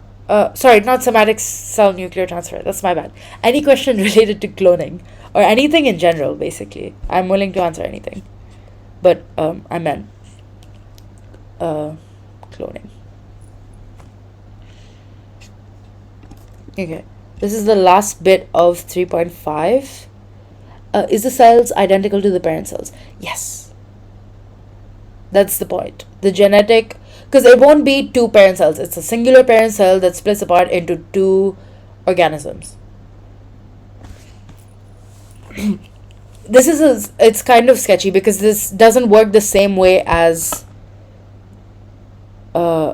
sorry, do you mean identical to the parent cells in terms of the embryo or in terms of general cloning? Because if you think about general cloning in terms of asexual reproduction and everything related to that, it will split apart into two when they differentiate and grow up. Yes. So when they differentiate and grow up, they will be identical to each other, but not to the parents. The parents will fuse and form one zygote, but when they split apart, the two organisms that are created are identical to each other, but they're not necessarily identical to the parent because this is still considering sexual reproduction. Okay, I'll really quickly go through the last bit of sorry, I forgot put it in. Yeah, last bit of somatic cell nuclear transfer, and then obviously if you still have any questions, I'm more than willing to answer them. Okay, so somatic cell nuclear transfer occurs differently to the normal cloning because it basically, the way it works is that the nucleus is removed from the egg cell and replaced by a nucleus from a differentiated cell.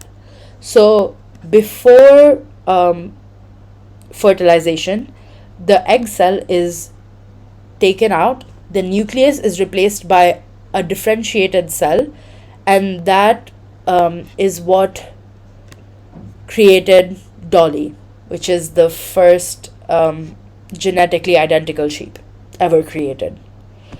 What are the two things that fuse to form the zygote if it's asexual? Okay, yeah, sorry. I'll answer that question after I explain somatic cell nuclear transfer. So in somatic cell nuclear transfer, if you follow the way, cell is taken from the udder of a donor adult and cultured in a laboratory for 6 days. This cell will then create a nucleus, which which is fused with an unfertilized egg taken from another sheep that has its nucleus removed. So basically, what you do is take an unfertilized egg from a sheep, remove its nucleus, fuse it with a donor cell from another sheep, and fuse those two cells together. So the nucleus will basically go into the egg cell and replace the old nucleus. Then that is fused together with electricity, and then that will form an embryo, and that embryo is then transferred to the uterus of a third sheep, which becomes the surrogate mother. Then that surrogate mother gives birth to the lamb.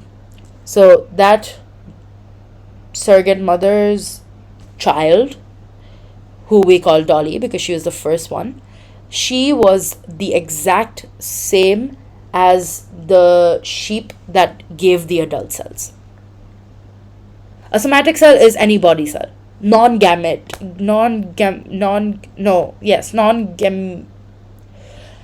cell that is not a gamete. Sorry. Okay, yeah. So Yuri, whatever, whichever way. Dolly is not similar to the surrogate mother. The surrogate mother just acts as a womb for the baby, basically. Yeah, very sad. It's okay. At least they're sheep. But yeah, so I'll answer Uri's questions. If you have any questions, you can ask me within the next 3 minutes. If you don't have any questions, you're more than welcome to leave. Let me answer everyone's questions. And then if you have more questions after that come up after we're done, you can always ping me or any of the other session leaders in the biology chat. Okay, so Uri's question.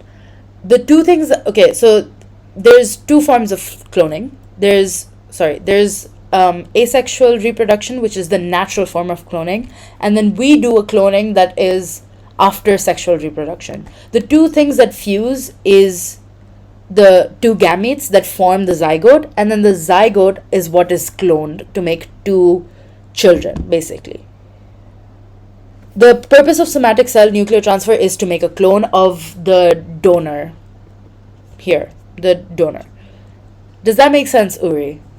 Asexual reproduction is natural cloning, but there is non-natural cloning, which is what we do to split apart the zygote and make clones of each other. Okay. What about the nucleus from which the unfertilized egg is taken from? Okay, so basically that unfertilized egg's nucleus is taken out. So the DNA is not there. The only reason that cell exists is because we know that the egg cell has to be the one that splits apart and has to exist and to make the developed organism, right? So the only reason that that cell exists is because it has to, the donor cell has to be part of the original egg cell to be able to divide and make an actual child.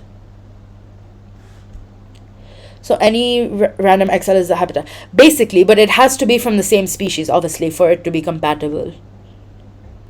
But yes, it can be any egg cell from any organism. It doesn't have the child that is created won't be associated with either the surrogate mother or the mother that provides the egg cell. It's only a complete clone of the male, if you will. This is unit 3. I will do unit 10 tomorrow because we could not finish, and the math one is starting soon. Okay, if you guys, the fertilization comes from the donor. Yes. Basically, think of the clone child will be a male. I think so. This is my assumption, but it could just, I assume so, yes. Because think of it like artificial fertilization, but you're just removing the part of fertilization. You're just, instead of making it so that they fuse and make a full haploid cell, and instead of using a sperm and an egg, you use any differentiated cell and you use the egg. I don't think, maybe it doesn't have to be a male. I could be wrong about that. Maybe it could just be a female. It just has to be any differentiated cell from the body, non-gamete, so that it's a diploid cell.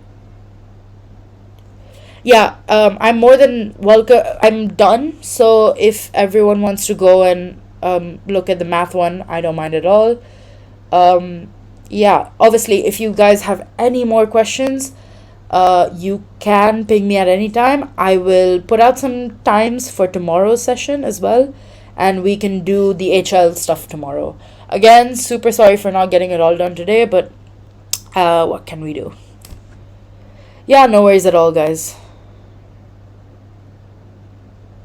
I'll put some dates in the M24 biology chat if you want to get the role. I don't know if you have the role already, but if you want to get the role, it's in, hold on, revision join, and then you can just get the bio role and then move on from there. And I'll ping everyone, so don't worry about it. Okay, thanks guys. I'm going to be ending this now. So, yeah, thanks.